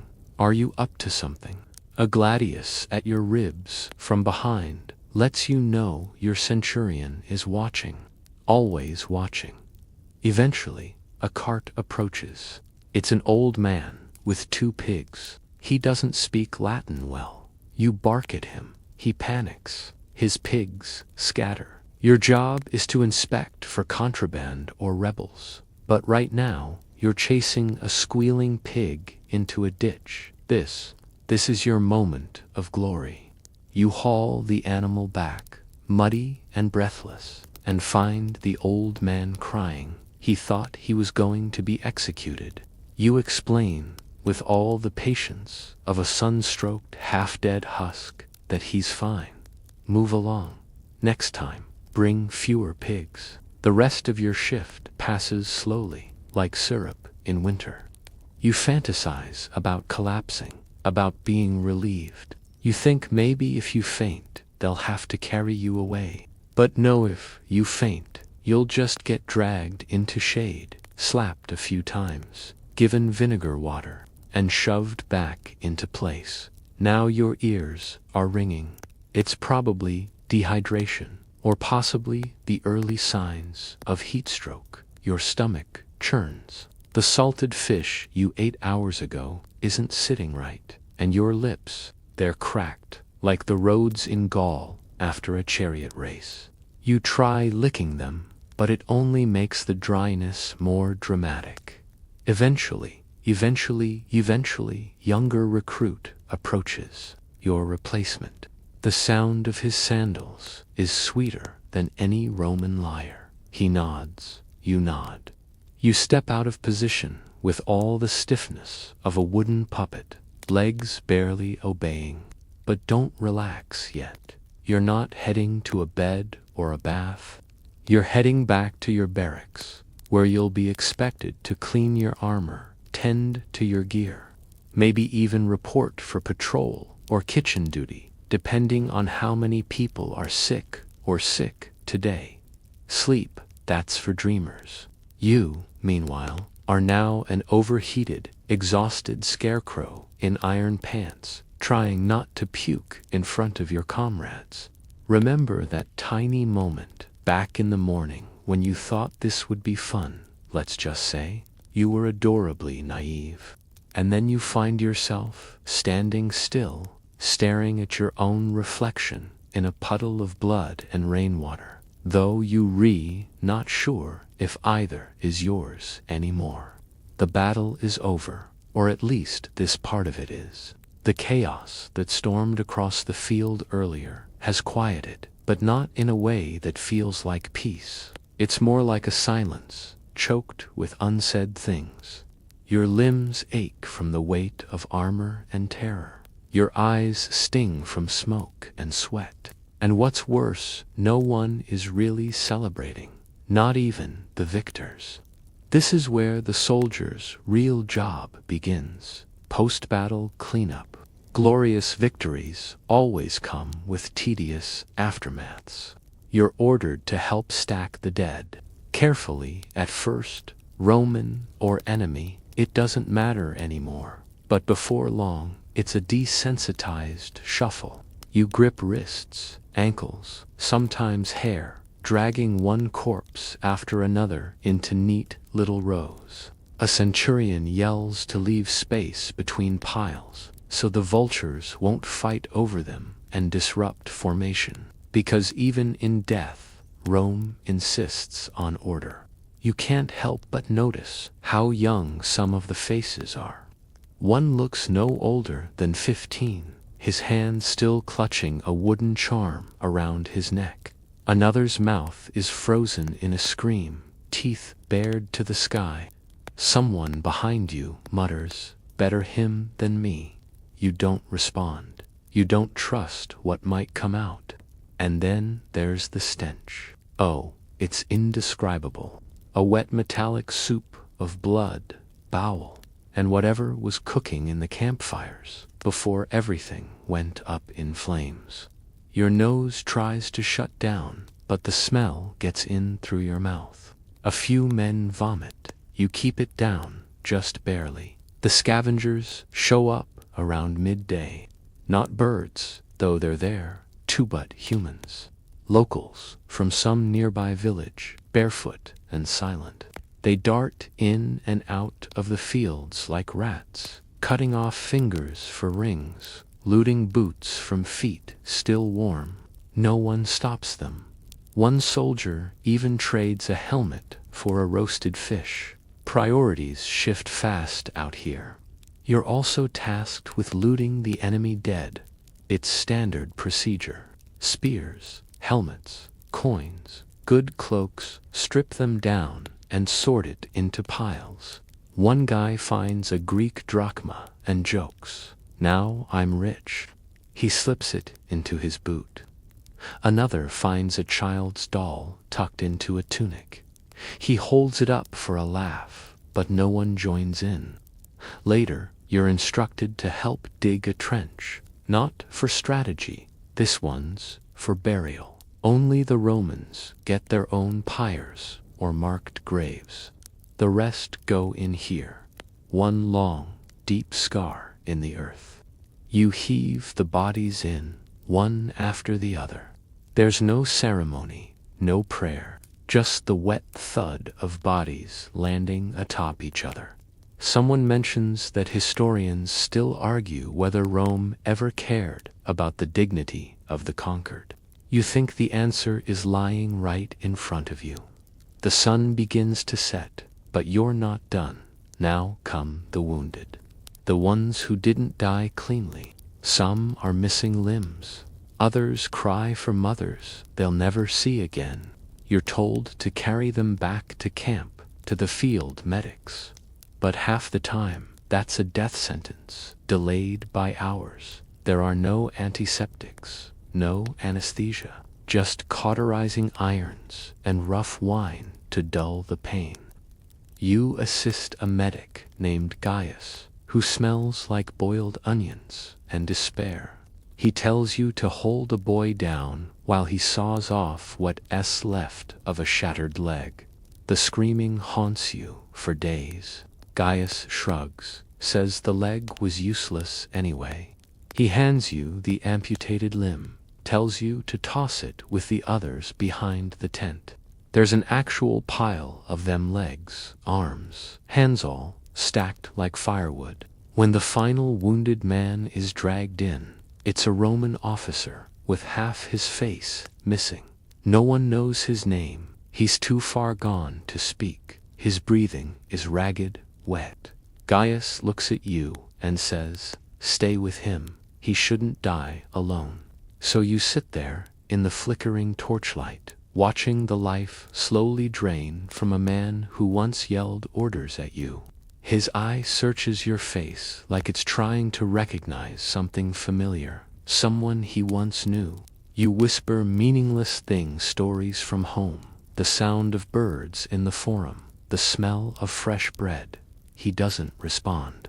But when his last breath comes, it's strangely peaceful. You close his eye with trembling fingers.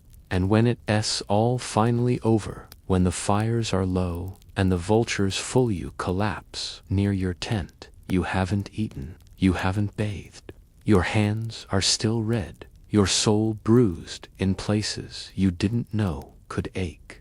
Tomorrow you march again. Another battle, another field.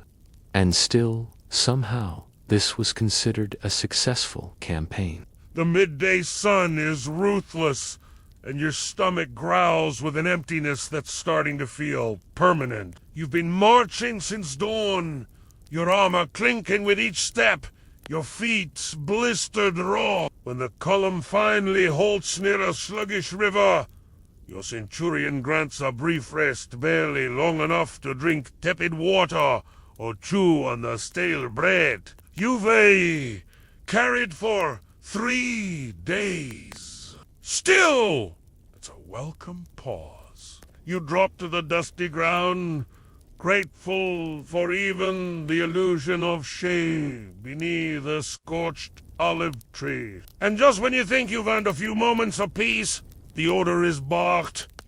Construction duty. Jew, Groha. You thought the worst was behind you fighting Germanic tribes in the north, braving disease-ridden camps and trudging through muddy mountain passes in Gaul. But now you faced one of the least glamorous, most exhausting duties in the Roman military. Yes, you're a soldier of Rome, a warrior of the greatest empire in the world. And now you're expected to dig ditches, haul stone, and flatten terrain under the burning sun. Rome's famed roads didn't build themselves, after all. Your unit is tasked with extending the Via Claudia, a new artery meant to link the frontier to the nearest supply posts. The engineers, a smug group of tunic-wearing elites with clean fingernails and smug faces, outline their instructions. It's clear that while they design, your sweat first comes clearing the pods, cutting down shrubs and digging out roots. Then, with shovels so dull they feel more like spoons, you begin excavating a trench wide and deep enough to accommodate the foundation. The soil is dry and stubborn, clinging to your skin like powdered clay. Within minutes, sweat coats your eyes, your back aches, and your hands bleed from the worn wooden handles. And yet, there's no choice. Refuse a labor order, and you're flogged. Collapse from exhaustion, and you're mocked or, worst, dragged behind a cart until you learn stamina. A soldier who doesn't build doesn't eat. It's as simple and brutal as Historians still argue whether this dual role of soldier and laborer was a clever efficiency or a cruel exploitation of manpower. But in this moment, knee-deep in gravel, you don't care about academic debates. You just want to survive the next hour. When the trench is finally dug, the real work begins. Layering gravel, basalt, and lime. The Romans were nothing if not precise. Their roads were feats of engineering, built to last for centuries. That's great news for posterity. Less so for your spine. You look massive stones from a nearby quarry, each one heavier than the last. There's no wheelbarrow. Just your aching back and a rope harness that cuts deep into your shoulders.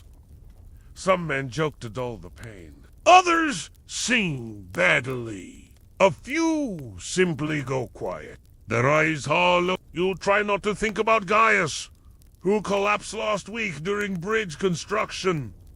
He didn't wake up. No ceremony.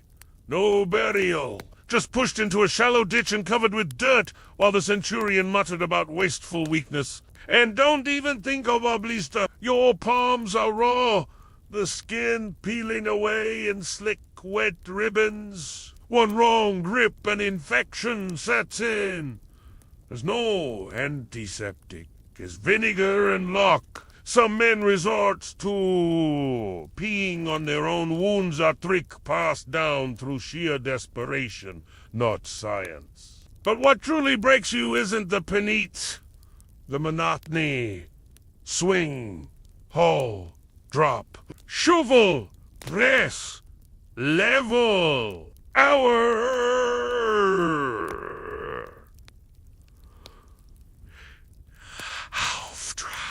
You're a cog in a machine too large to understand. A bricklayer with a gladius. At one point, the centurion pauses the work to measure the slope. It's a fraction off, barely noticeable. But he orders your cohort to redo it. You watch a grown man cry into his helmet. The fringe fact. Roman soldiers sometimes embedded cursed tablets beneath the roll. They built tiny lead scrolls, inscribed with damning messages to enemies, commanding the gods to punish unjust centurions or cruel superiors. It's a small act of rebellion, tucked beneath the empire's pride. You consider making one yourself. Fantasizing about writing your centurion's name a dozen times, begging Mercury or Mars to gift him a plague of boils. But instead, you grit your teeth and keep working. Evening approaches, and the golden hour costs a deceptive The road glows with pride, straight and proud. To an outsider, it's beautiful. But you know, every inch of it is soaked in sweat, spit, and silent curses. As darkness falls, you return to camp limping, broken, and hungry. Your reward, a ladle of barley gruel and a plank to sleep on. And tomorrow, more road. Still think it's all glory and swords. Your feet ache, but rest is a myth. You've been assigned to watch duty on the edge of a wind-swept cliff near the coast, looking out over the sea as the Roman fleet patrols below. It sounds scenic. It isn't till the wind starts to pick up and the cold salt spray begins needling your face like tiny shards of glass. There's no shelter here, no warm cloak, just your itchy tunic, a battered helmet, and a tower of stones that creaks in the wind like it might collapse on your head at any moment. You thought a few hours of standing still would be preferable to marching. But the silence, it's deafening. The only company you have is a legionary 2 decades older than you, who mutters to himself and smells like pickled onions soaked in vinegar. When you try to make conversation, he snarls, "Shut your gob and squint harder." They come in the fog. That's comforting. You're not entirely sure what you're looking for. Pirates, Carthaginians, a sea monster. Who knows? You just stare at the horizon, trying not to blink too long, because if something slips past you, you'll be flogged. Or worse, assigned to latrine cleaning in the officers' quarters. And if there's one thing you've learned, it's that centurions have questionable diets. The Sea Watch duty, you realize, is a test, a psychological gauntlet. They call it the stilling of the soul, and some soldiers claim it drives a man mad if done too many nights in a row. That might explain why your partner on the post keeps laughing under his breath and carving little tally marks into the wooden railing niche, mark crooked and slightly too deep. Historically, coastal outposts like this were scattered across the empire's vast borders, especially in Britain, Gaul, and along the North African shore. These weren't glamorous assignments. They were the forgotten edge of civilization. Supply lines often didn't reach this far, which meant if you wanted to eat, you had to trade with locals, fish in the icy sea, or scrounge stale barley from a ret-infested storehouse. You've never been more excited for watery soup in your life. There's a strange beauty to the isolation. You start to understand why some soldiers deserted and ran off to live with local tribes that leased there. They weren't freezing their unmentionables off while hallucinating ship shadows in the fog.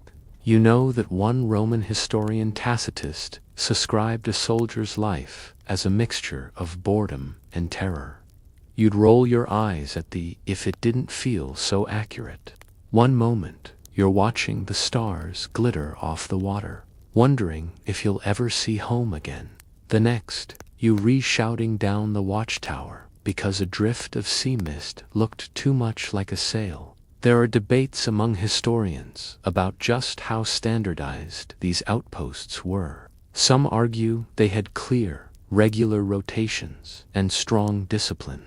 Others believe they were makeshift camps, cobbled together with whatever was available, manned by misfits and half-forgotten recruits.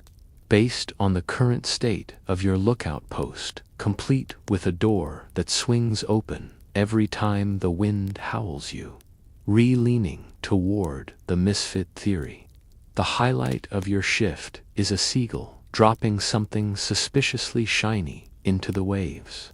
You both lean over the edge, debating if it's treasure, a fish, or just bird vomit. You decide not to find out. By morning, your knees have locked, your nose is raw, and your fellow sentry is muttering to the sunrise like it's his long-lost brother. When the next rotation shows up, two wide-eyed younger recruits you almost weep. You hobble down the ladder like a 90-year-old gladiator, every joint creaking, your boots soaked through. But you don't head to sleep. Oh no, there's still patrol duty. And then weapon checks. And then a centurion's speech about honor and the empire that lasts longer than your will to live. You're not sure what's worse, the endless marching or the standing perfectly still. The Roman army, you conclude, is an equal opportunity punisher. No matter what task you're given, it will be miserable in its own special way. And yet, part of you, adjusts. Your mind starts playing tricks just to survive the monotony. You name rocks. You hum. You write epic poems in your head about your lost chicken dinner.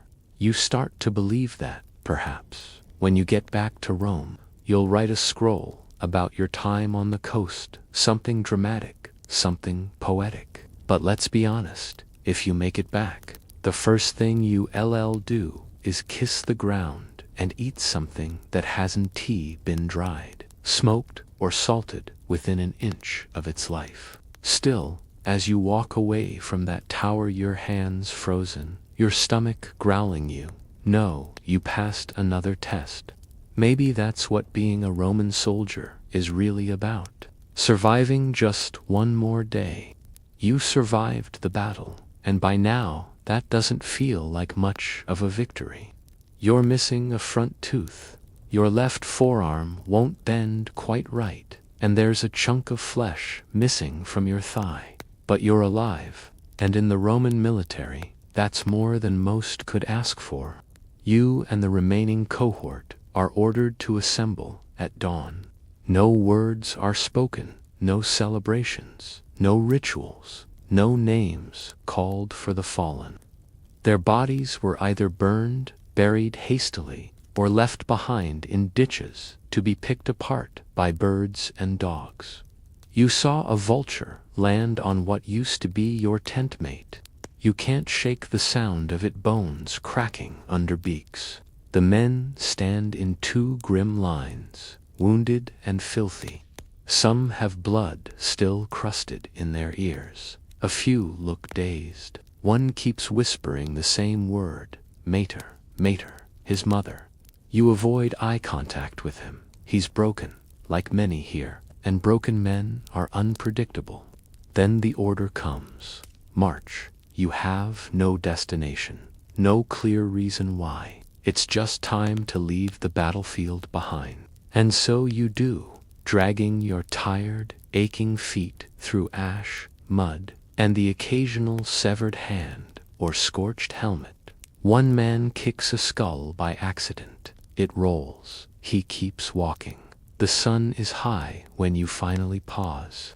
You're told this area is secure. That word means nothing now.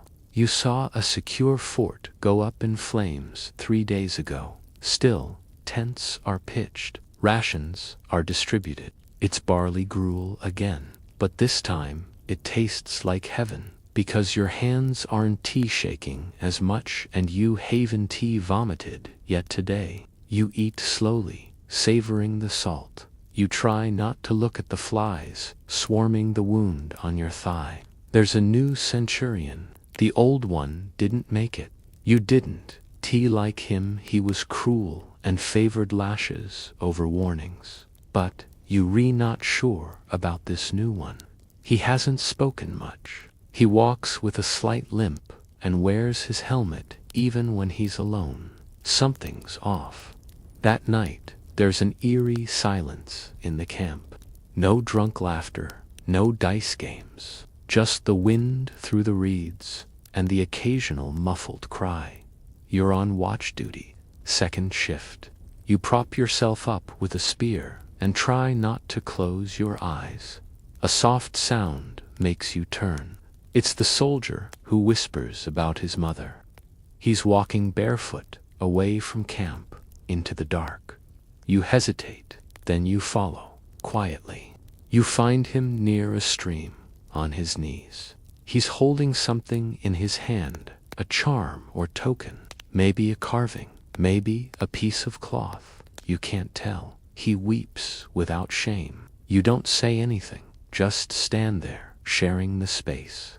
In that moment, you're no longer soldiers, just boys. Boys who were handed weapons and told to become men. Boys who learned to kill faster than they learned to shave. Boys who forgot how to cry, but not why they wanted to. He notices you, nods, then, without a word, turns and walks back. You follow a few steps behind. Later, in your tent, you stare at the canvas roof. It's patched from too many repairs, like you, a stitched-together version of your former self. Scars above your eye, a limp you pretend not to have, and thoughts you dare not voice. You think of the friend you shared bread with 2 days ago. He's not here, not buried, not burned, just gone, swallowed by war. You remember his laugh. It makes your chest ache. Sleep doesn't come. The next morning, you're told a senator is visiting. A senator, in fine robes and polished sandals, with oil in his hair and a scroll in his hand. He's here to commend the bravery of the legion. He doesn't look anyone in the eyes. The centurion makes you all stand in rows. You try to look upright, even though your side still bleeds beneath the bandages. The senator makes a speech. Words like valor, sacrifice, Roman glory. You don't hear half of it.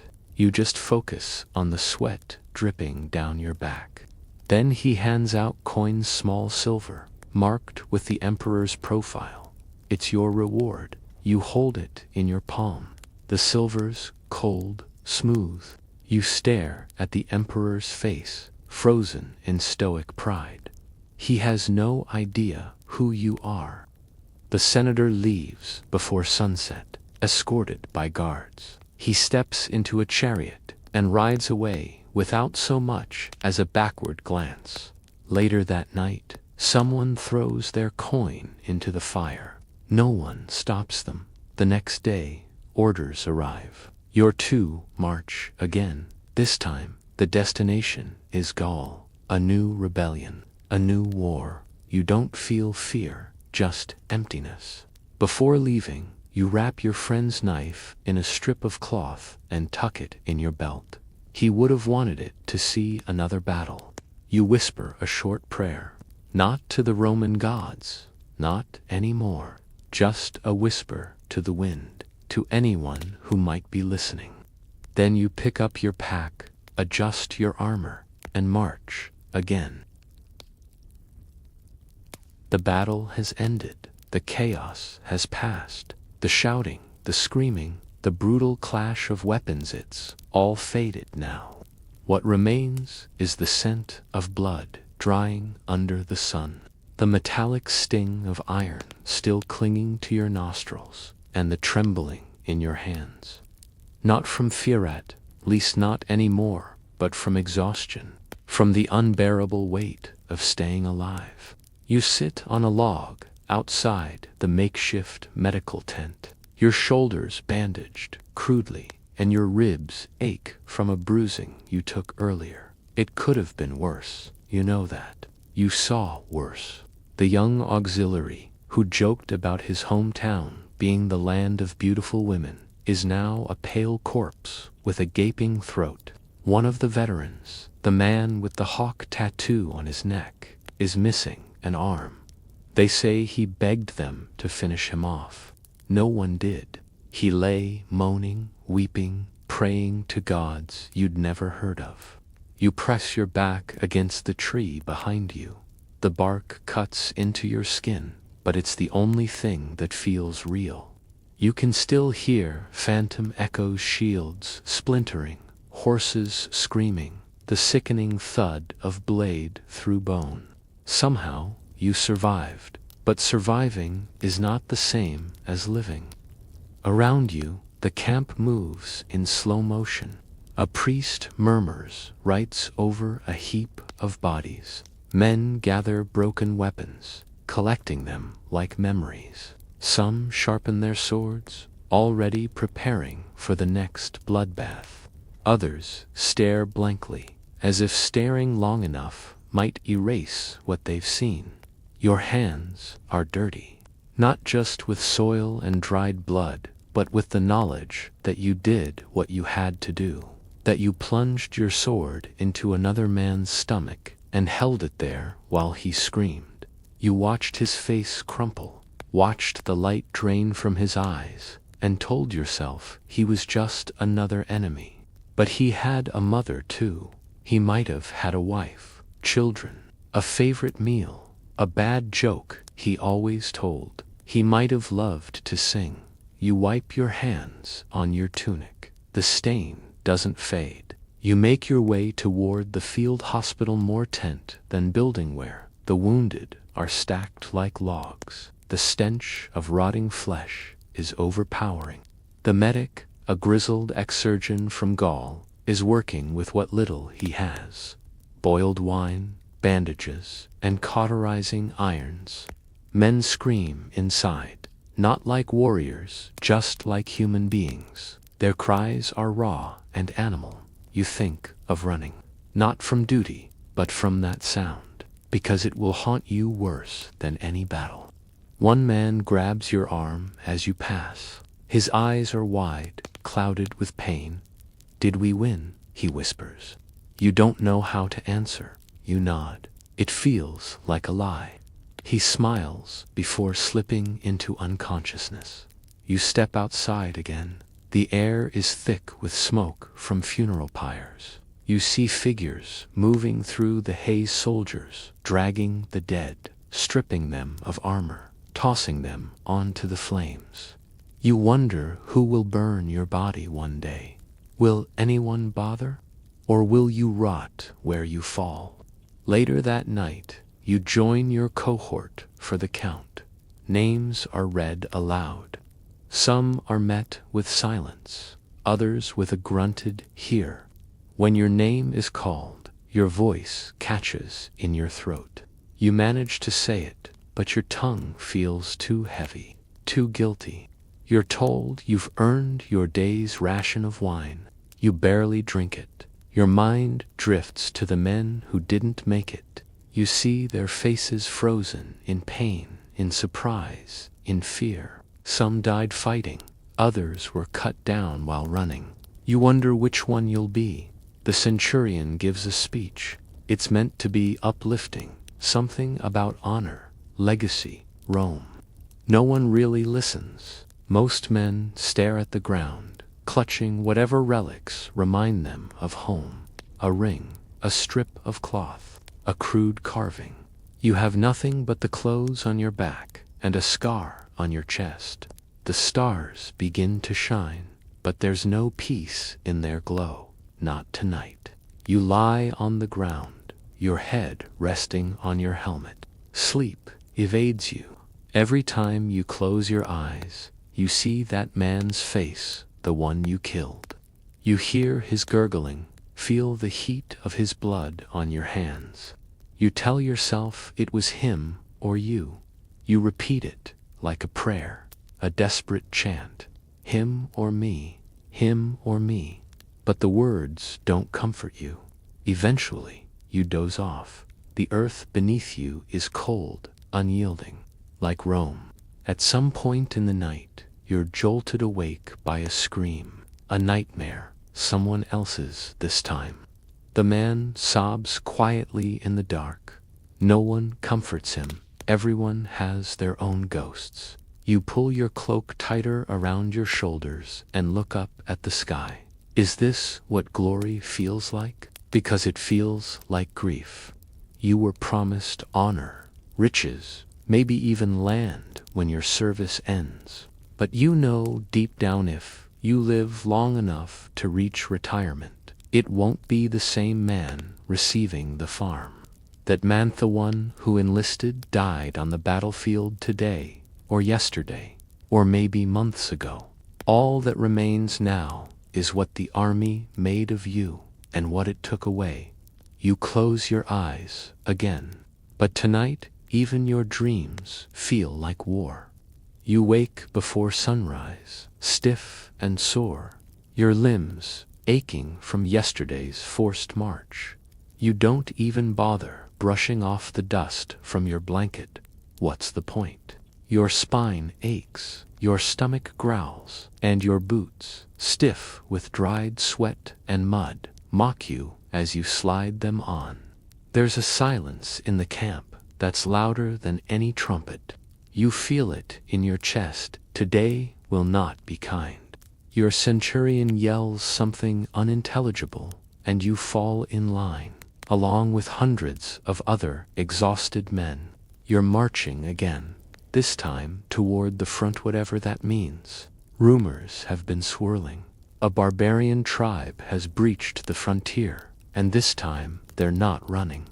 You'd hoped, secretly, to be stationed in Gaul, maybe Britannia, somewhere with cooler winds, fewer flies, and not so many dying soldiers. Instead, you're deep in Dacia, and it smells like blood, metal, and desperation. The roads blur, feet thud in rhythm. Someone collapses beside you. No one stops. By midday, you're soaked in sweat. The sun burns overhead.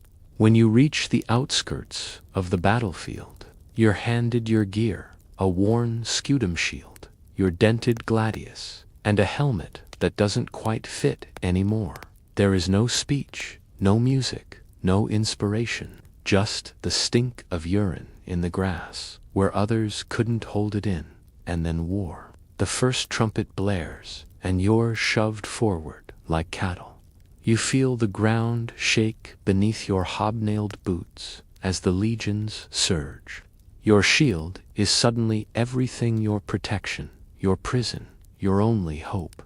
The line breaks into a charge. Screams, not words, fill the air.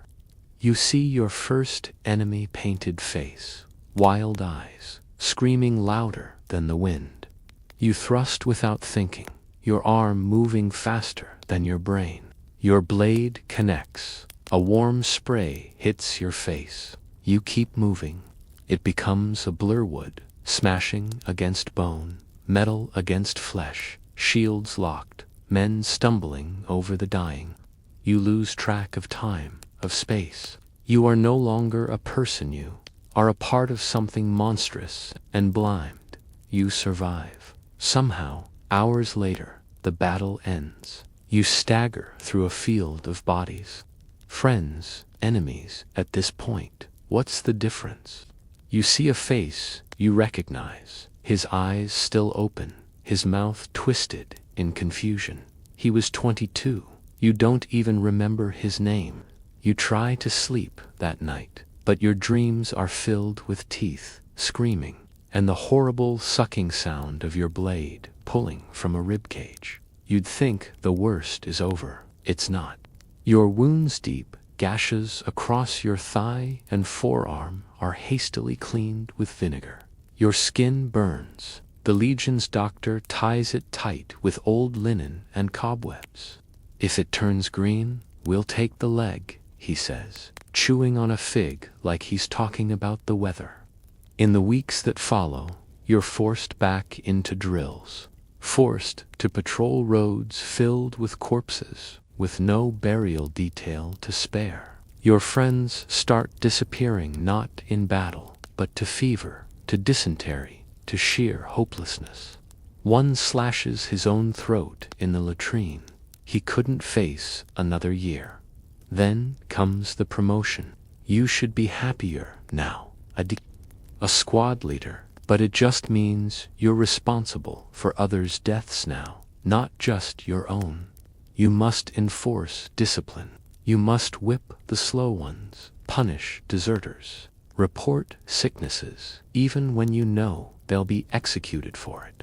Your soul dies, one act at a time. Your letters from home stop coming. You don't know if your wife remarried, if your children are even alive. The post is unreliable, and no one cares about a soldier's grief. The only comfort is your short sword, and even it is beginning to rust. Years pass. You fight in Armenia, in the Germanic forests, in Egypt. You burn villages you can't pronounce. You watch children die. You stop caring. You stop feeling. Your body survives, but everything else inside of you has long since rotted away. At 45, you're dismissed. Retirement.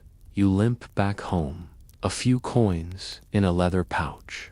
A parcel of land, barren and rocky, awaits you outside a small village. You try to till the soil, but your back aches and your knees give out. The neighbors call you old man, though you're barely middle-aged. You have no friends, no family, no joy. One day, in the market, you see a boy playing with a wooden sword. He swings it wildly, pretending to be a mighty Roman warrior. You almost laugh, almost, but instead, you turn away, because if he ever lives even one afternoon as you did, you know he'll never smile again. And now the story begins to quiet. The cries, the chaos, the suffocating stench of disease, and the wail of bells in the night all start to fade, as though retreating down a long, dark alley where the past sleeps. You've seen what it meant to be a body collector, to walk through a world unraveling, each footstep taken between duty and dread, mercy and horror. You can almost hear the wooden wheels creaking no more, the rickety cart finally empty, its burden laid to rest beneath cold, uneven earth. The flicker of torchlight dims, the rasp of the shovel fades, and the streets, once swollen with despair, begin to empty. The silence that settles now is not peace, but it is a kind of ending. You feel the weight of it, the fatigue of survival, but also something else, in understanding, perhaps, of how close humanity has stood to the edge, and how, somehow, we walked back. The body collectors did not have names remembered in stone. Their stories were not carved into books. But tonight, for a little while, you walked beside them. You saw what they saw, and you understood what they could never say aloud. That in the grimmest moments of history, some people still chose to carry the dead, so the living might have a future. Take a long breath now. Let it all fall away. Let the darkness of the medieval streets dissolve into the soft quiet of your own room. Your heartbeat slows. Your thoughts grow gentle. You are safe. You are far from the plague, far from fear, far from bells and bodies and broken prayers. The story sleeps now, and so should you. Let go. Drift gently. Good night.